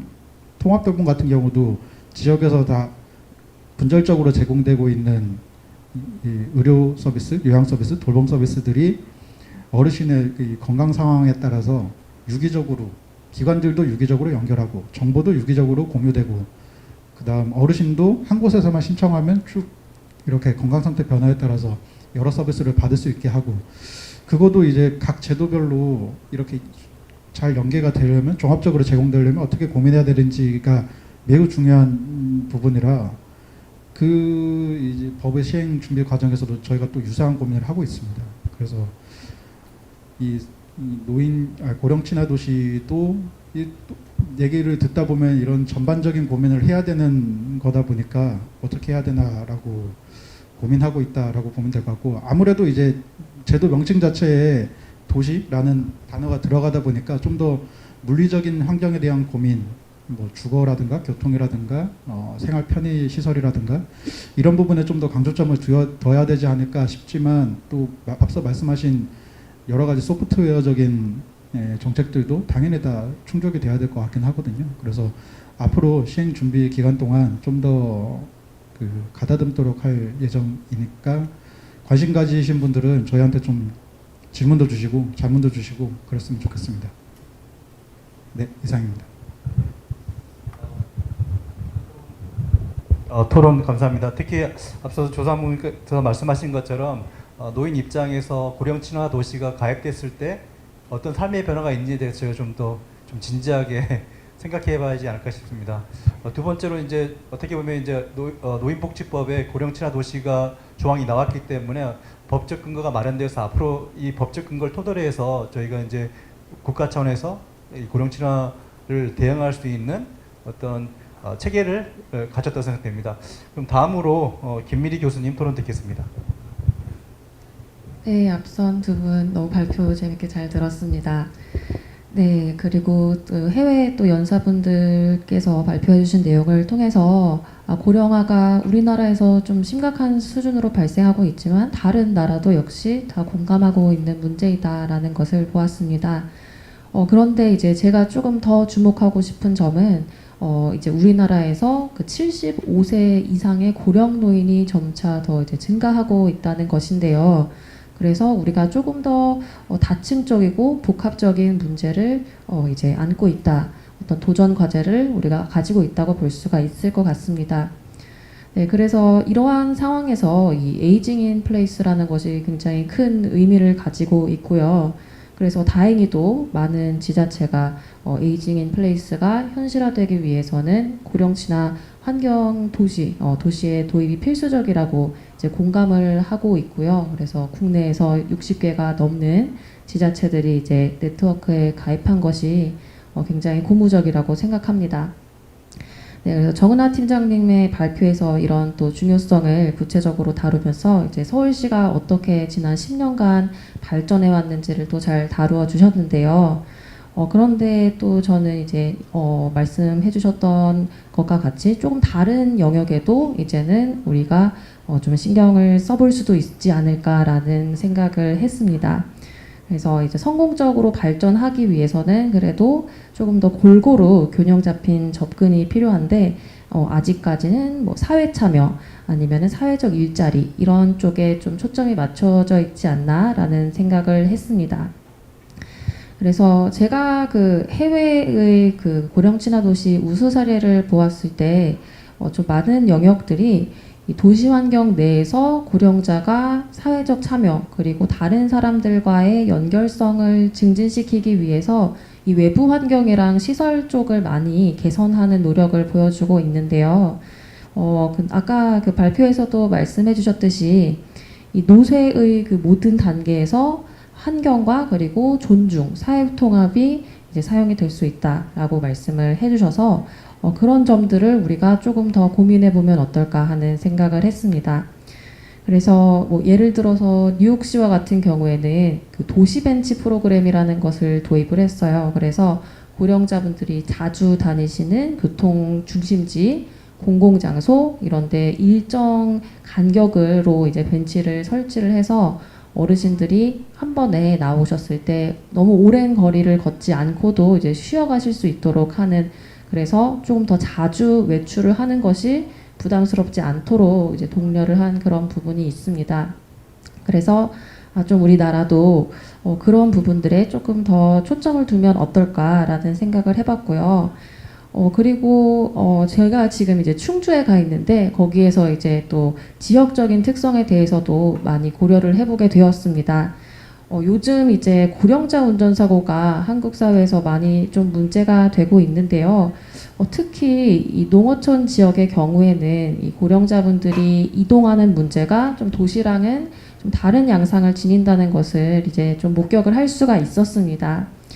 그래서 대중교통이 굉장히 제한적이기 때문에요. 고령자가 이제 스스로 운전이 좀 어려운 그런 연령이 되시면은 도시와는 다르게 이분들이 이제 이동하는 것 자체가 굉장히 어려워지기 때문에 뭐 장을 보러 가거나 아니면은 병원을 가거나 이런 굉장히 일상적인 일들이 이제 어려워지시는 것을 많이 볼 수가 있었습니다. 그래서 이렇게 좀 도시 그리고 농어촌 지역의 특수성을 반영해서 볼 필요가 있다, 이런 것들도 볼 수가 있었고요.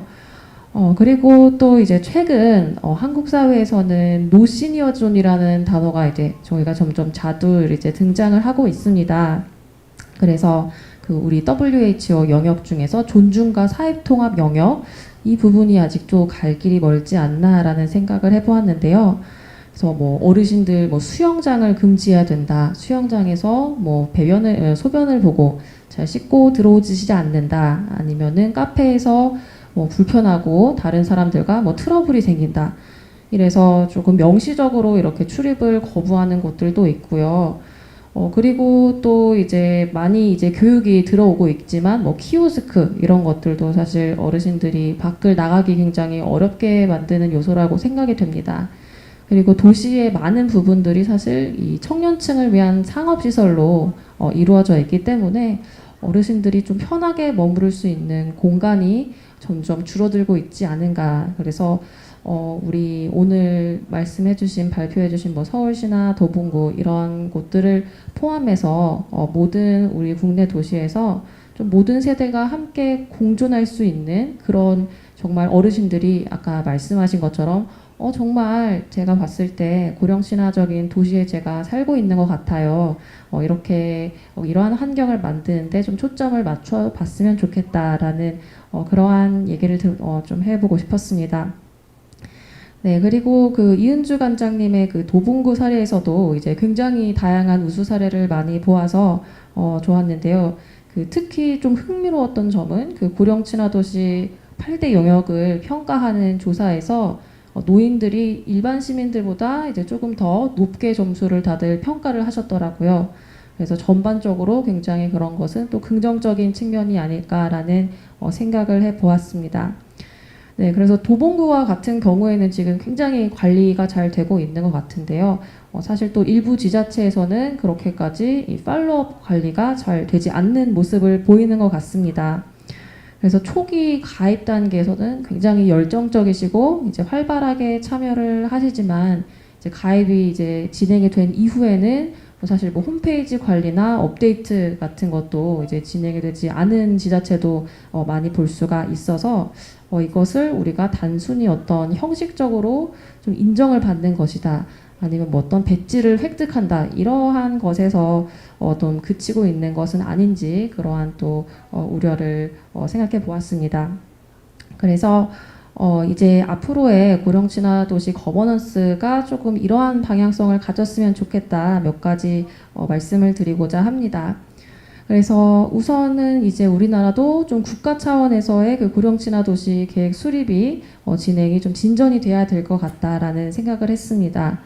그래서 전 세계적으로 이제 고령화가 문제가 되면서 다양한 나라들은 이미 국가적 수준에서 고령친화도시로의 전환을 이제 추진을 진행을 하고 있습니다.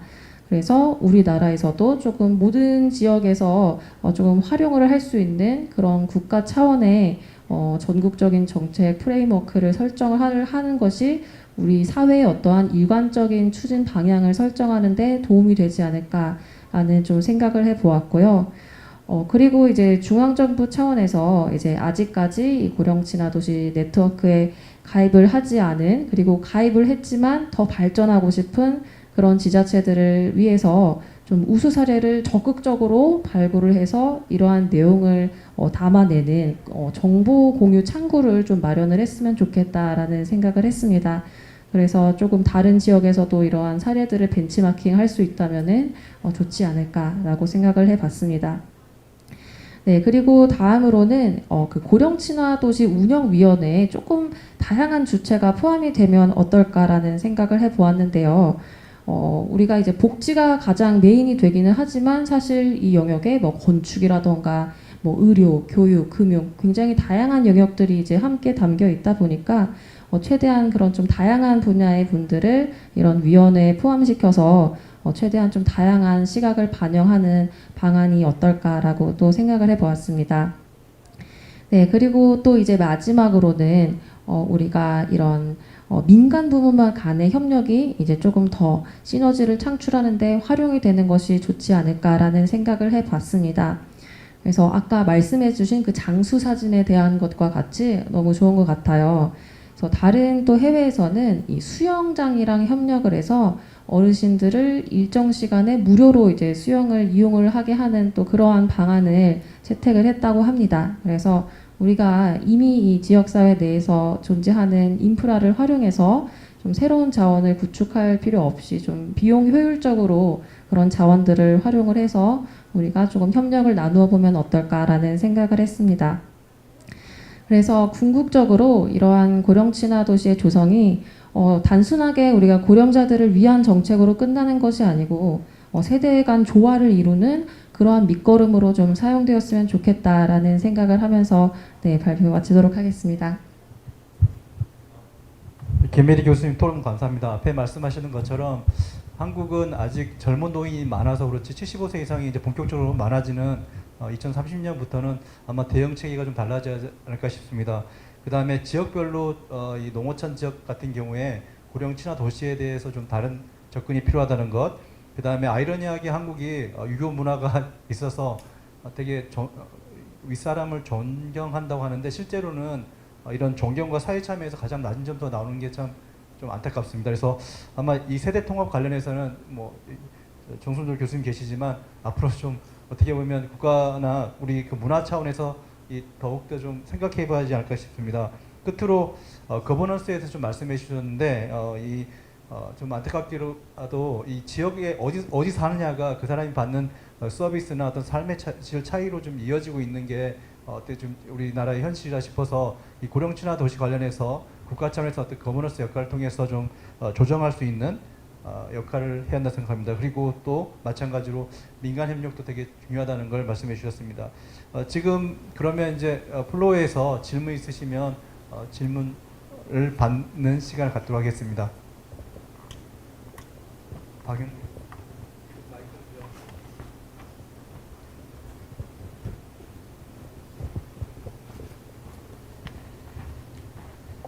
네, 강남대학교 실버산학교에서 일하고 있는 박영란입니다. 노년학회에서 작년에 이어서 이 고령친화 도시 주제로 이렇게 기획해 주셔서 너무 감사드리고요.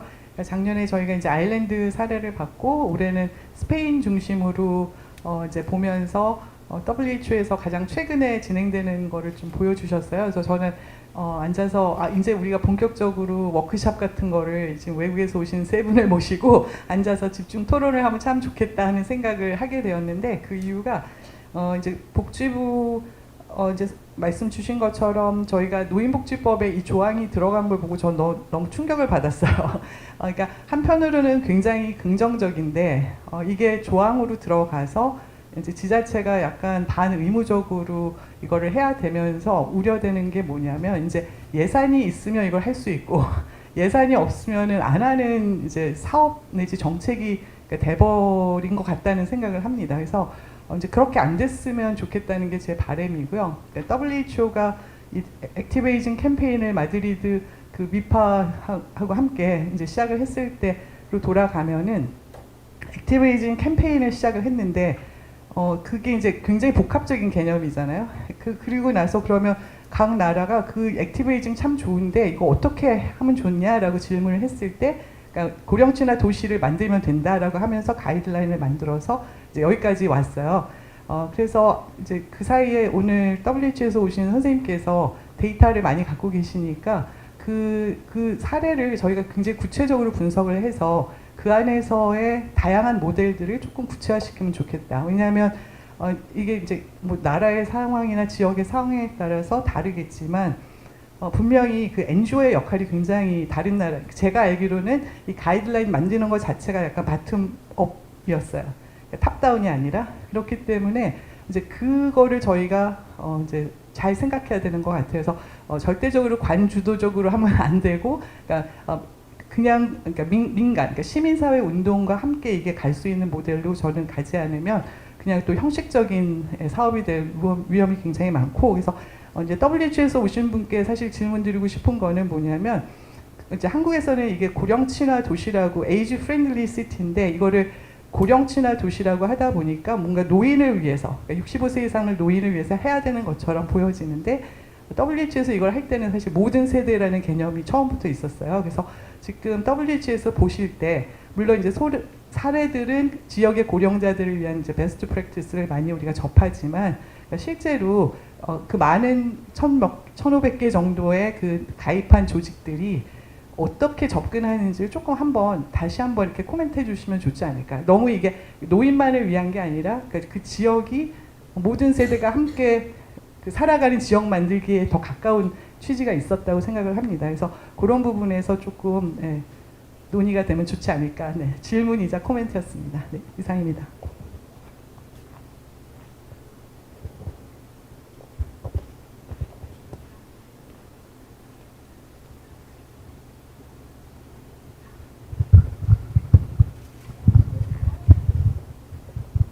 다른 질문 제 교수님요? 네, 정말 열심히 준비해 주신 그 발표 너무 감사드립니다. 저는 궁금한 게 발표해 주신 두 분한테 궁금한데요. 이제 오늘 전체적인 내용이 어떻게 하면 지식을 나눌까? 그러니까 다른 데 좋은 사례를 보면 그걸 보고 다른 데서 이제 따라하고 어떻게 보면 정책이 이렇게 퍼지는 거에 대한 이야기가 많은데 실제로 이거를 이제 준비하시거나 고령친화 도시 관련된 거를 실행을 하실 때 어떻게 정보를 찾으시고 또 왜냐면 각 지자체마다 너무 구마다도 또 환경이 다르니까 이걸 어떻게 선택하고 그런 게 저는 되게 궁금한 것 같아요. 그리고 만일에 아까 뭐 일부 세션에서 얘기한 무슨 정책 대시보드라던가 아니면은 WHO에서 마련한 그런 프랙티스 실천 사례 같은 정보가 있을 때 그런 것들을 어떻게 하시면 조금 더 잘 쓰시고 어떻게 보면은 박영란 교수님 질문하고도 좀 관련이 돼 있는 건데 그 정보를 어떻게 탐색하시고 선택하시고 실행하시는지에 대해 조금 생각을 좀 나눠주시면 감사하겠습니다. 네. 감사합니다. 방금 박영란 교수님께서 이제 지자체에서 고령친화 도시 추진할 때 관주도보다 민간 차원에서 협력이 좀 중요하다 말씀하셨고요. 또 이 WHO에서는 모든 세대를 말하고 있는데 저희는 노인 세대만 좀 강조하고 있는 게 좀 안타깝다 말씀했는데 닥터 티아고 선생님께서 좀 이거에 대한 답변을 부탁드리겠습니다.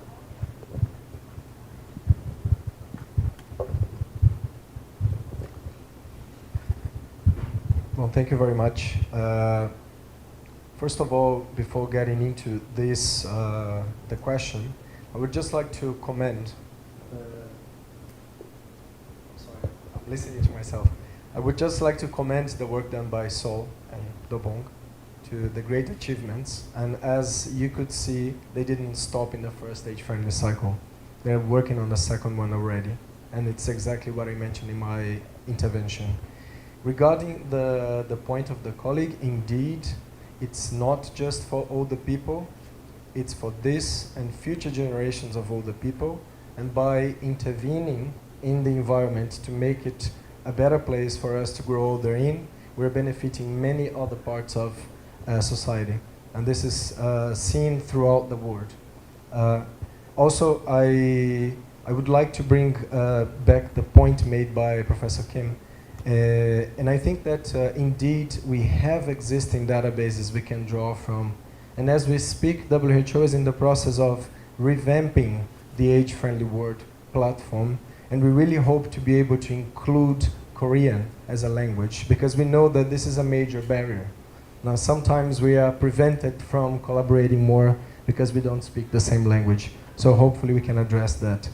And then my last comment is that, of course, we stand ready to support the Ministry of Health and Welfare in developing the next steps of the, hopefully, National Age-Friendly Citizen Communities program for the country, building on the successful examples and experiences from other countries as well. 네, 감사합니다. 그 도봉구 사례가 되게 좋은 이 사례이고, 그다음 두 번째로 정말 이 노인만이 아니라 전 세대가 여성은 안전을 줄 수 있고요. 그다음에 그 학부모라고 해야 되나, 아이를 잘 키울 수 있는 그런 역할을 해줄 수 있고, 또 플랫폼으로서 한국이 참여하는 거 되게 중요하다는 거 말씀해 주셨고, 또 국가 차원에서도 이 참여하는 게 되게 중요하다고 말씀해 주셨습니다. 또 다른 질문 있을까요? 그 온라인상에서 질문이 올라왔는데, 정은하 박사님한테 묻는 질문인데, 이 고령친화 도시를 지정하고 뭐 방법 이런 과정에서 국가가 개입했을 때 가장 이것만은 좀 꼭 중요하다, 꼭 이건 반영이다, 이런 거에 대해서 좀 물어봐 주신 분이 계셨습니다.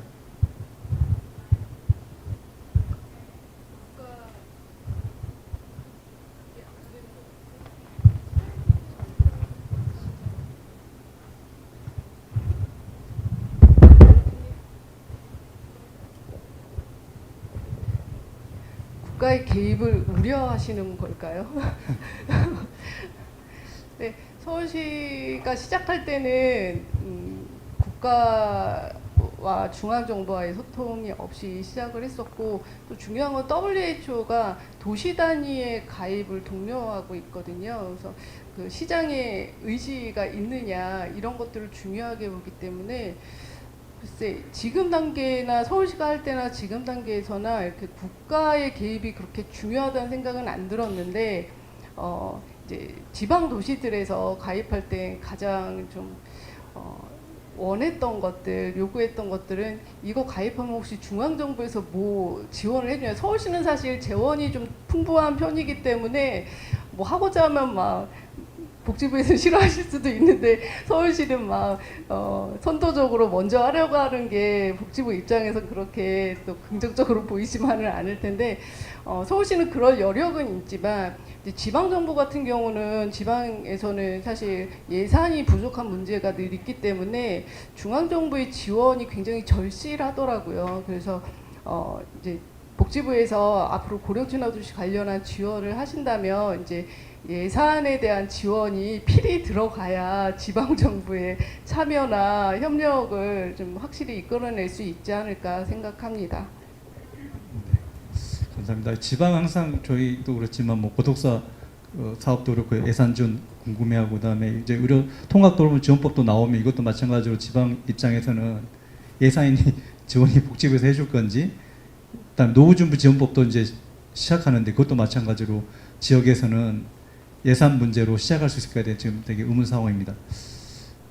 예. 교수님 질문사 어떻게 저기 정보 공유, 정보 활용을 어떻게 했는지 질문하신 것 답을 해드려야 될 것 같아서, 서울시 같은 경우는 2013년에 시작할 때는 이제 같이 준비하던 도시들이 있었어요. 전북 정읍시나 수원시랑 부산시, 제주도 이렇게 좀 같이 네트워크가 있었고, 같이 뭔가 협력하면서 뭐 토론도 해가면서 같이 준비를 했었기 때문에 서로 의지가 되고 정보 제공도 됐었던 것 같고요. 그리고 저희가 세부 계획 같은 걸 만들 때는 아무래도 태영 선생님 얘기하신 것처럼 그 WHO의 홈페이지를 참조할 수밖에 없더라고요. 그래서 거기에 정말 많은 사례들이 좀 적극적으로 잘 올라가 있어야 될 것 같다는 생각을 많이 했습니다. 네. 네, 저희는 이제 자치구다 보니까 실제적으로 그 서울시에서 먼저 이런 사업들을 우리나라에서 했던 데가 서울시를 비롯해 있었기 때문에 그 자료를 많이 참고를 했었었고요. 실제로 이제 저희가 되고 난 다음에 가장 중요한 거는 과연 이거를 어떻게 잘 실행하느냐가 한번 가입하는 게 문제가 아니라 실행을 해서 그 다음 2단계로 가거나 이런 게 가장 좀 문제점이었었는데요. 실질적으로 도봉구 같은 경우는 민관 협력이 굉장히 잘 되는 그런 구로 있다 보니까 이게 그냥 오로지 고령 친화 도시를 위한 어떤 그런 협력 체계가 아니라 이미 기존의 지역사회 내에 그런 것들이 해 있었기 때문에 고령 친화 도시를 하는데 훨씬 더 유리하지 않았나라는 생각이 듭니다. 그래서 그렇게 봤을 때 민간 협력이 잘 되기 때문에 실질적으로 이걸 얼마나 그 안에 있는 구성원들이 잘 공유를 하고 그 사업을 수행해 나갈 건가가 중요한 것 같습니다. 그래서 실제 저희가 그 아까 연구 용역도 했다고 말씀을 드렸는데 그 용역할 때도 실제 그 연구를 할 때부터 같이 개입을 해서 같이 연구 대상자라든가 이렇게 같이 개입을 했었었고 실제로 그 연구를 하고 난 다음에 그 중간 발표라든가 최종 공유회라든가 그래서 도대체 어떤 내용으로 우리 주민들의 생각이 무엇이었는지를 파악할 수 있는 그런 것들을 같이 했고요. 중간중간에 정책 제안이라든가 이런 부분이 있었을 때도 다양하게 정책 제안을 할 수 있는 워크숍 형태의 자치구 내의 활동들이 있습니다. 그 활동들에서 꼭 그런 얘기들을 해서 하기도 했고요. 또 민간기관들이 같이 협력해서 실제로 이렇게 자치구의 그 수장이 바뀌거나 이럴 때 선거가 있거나 이럴 때 그런 정책 제안들 저희 자체적으로 한 것들을 의견 내기도 하고 그래서 그런 과정을 좀 거쳤고요. 사실은 저는 이거 고령 친화 도시 하는 걸 보면서 어떤 느낌이 들었냐면 사실 우리 복지 분야뿐만 아니라 다른 그러니까 민관하고 조금 더 협력할 수 있는 기회가 어쨌든 좀 생기지 않나. 어쨌든 8개 분야에 대해서 제대로 하고 있나를 어떤 형태로든지 모니터링을 해야 되고 체크를 해야 되기 때문에 같이 협력하는 부분이 있기도 하고요. 그래서 사실 이 과정이 굉장히 지난하고 어렵다고 생각합니다. 그래서 이걸 어떻게 하면 잘 쉽게 할 수 있을까라는 고민은 좀 되긴 하고 아마도 처음 이 고령 친화 도시를 하려고 하시는 분들 같은 경우는 정말 이걸 어떻게 해야 되지라고 아마 이제 엄두가 안 나시는 경우도 있을 것 같습니다. 그러나 이제 그 기본에 갖고 있는 혹시 공공이 갖고 있는 자원과 민간이 갖고 있는 자원들을 잘 조합해서 같이 추진해 나가면 훨씬 더 좋아질 거라고 하고 실제로 실행하는 부분에서도 그 사업이 잘 되고 있는지 예를 들어서 노인복지관에서 하고 있는 모든 사업들이 고령 친화 사업에 들어가는 건 아니거든요.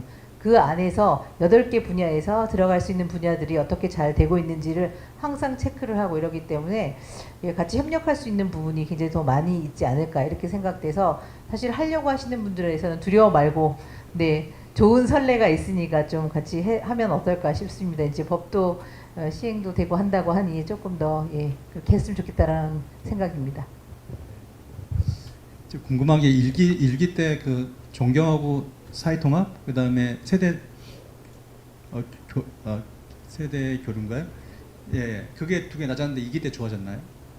그게 일기 시작하기 전에 욕구 조사를 했을 때 나온 거였고요. 그래서 그걸 바탕으로 전략 사업 첫 번째로 할 건가 두 번째로 할 건가 이렇게 진행이 되었고요.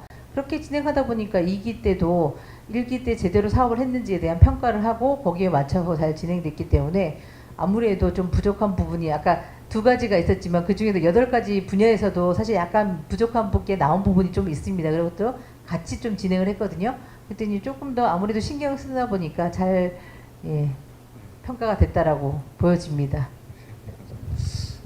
한두 분 더 질문 있으면 받고요. 플로어에서 질문 부탁드리겠습니다.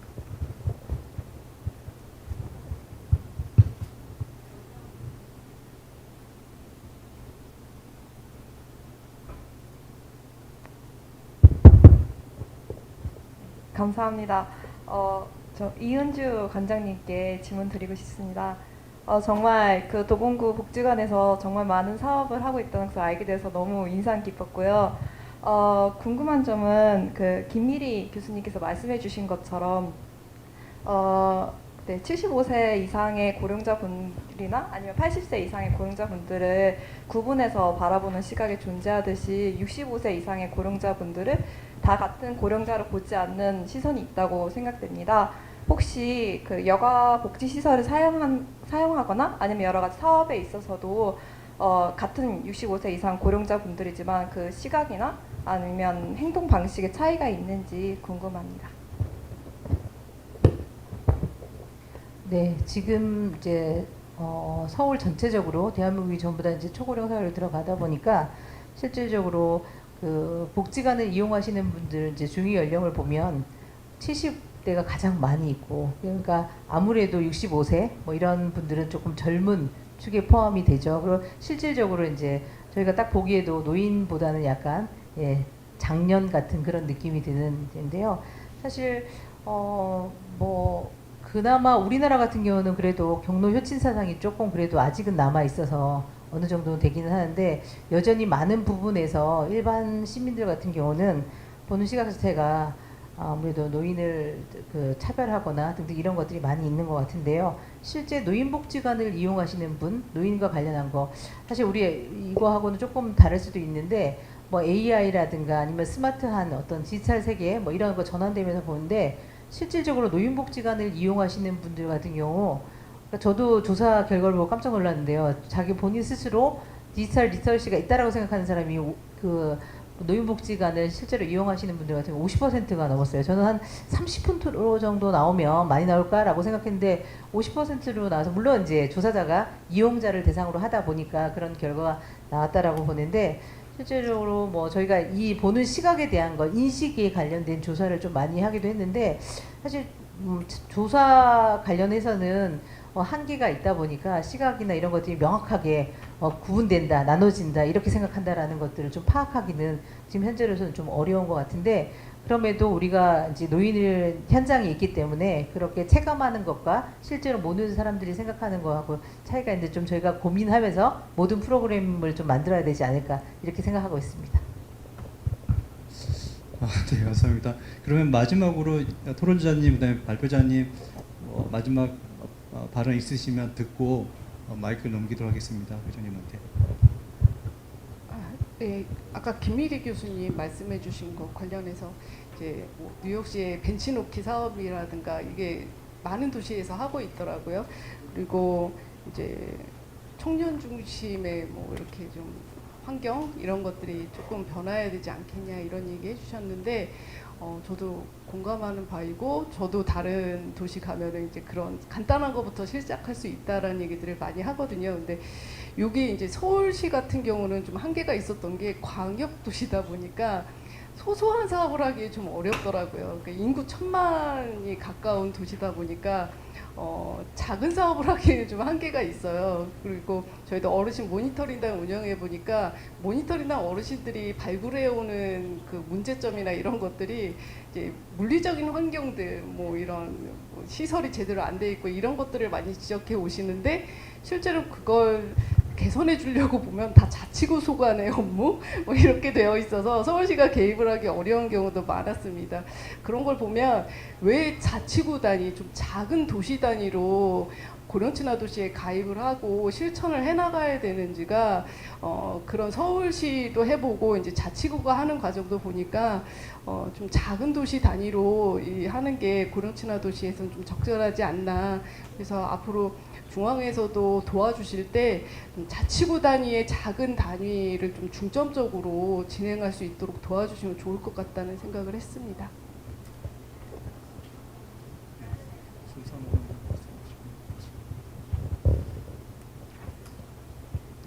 네, 복지부는 남은 기간 동안 준비를 잘 해가지고요. 오늘 말씀해주신 것 포함해서 여러 의견 듣고 반영하도록 하겠습니다. 자치구 차원이라든가 뭐 시군구 단위, 그다음 더 내려가면 읍면동 단위에서도 이 고령친화 관련한 이슈들이 계속 나올 수 있거든요. 그런 부분이라든가 좀 지역 주민 차원에서 체감할 수 있는 변화를 이 제도를 통해서 뭘 할 수 있을까, 그런 고민을 좀 더 해보도록 하겠습니다. 그래요. 그러면 마지막으로 뭐 발언하실 분이 없으시면 두 번째 세션은 이렇게 마무리하겠습니다. 수고하셨습니다. 감사합니다.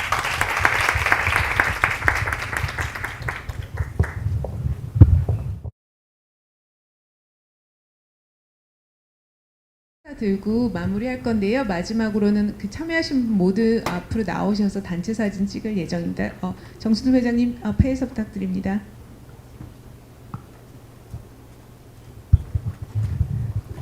네, 이미 여러 가지 이야기들이 많이 나와서 제가 뭐 또 다시 정리할 내용은 없는 것 같고요. 오늘 나온 많은 내용들이 앞으로 이제 우리가 법에서 실행해야 될 중앙의 역할과 또 로컬 지방의 역할을 함께 어떤 식으로 풀어 나가야 될지에 대한 논의와 또 고민, 그리고 그게 실제적으로 실행할 때 이루어질 수 있도록 하는데 기초가 되었으면 하는 바람입니다.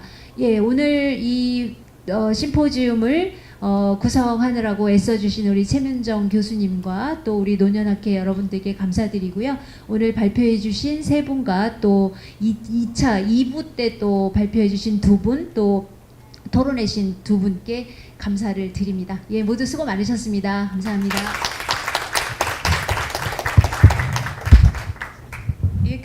참여하신 모든 분들 앞으로 나오셔서 같이 단체 사진 찍으면. So we are going to have a group photo. So please come to the stage. All of us together.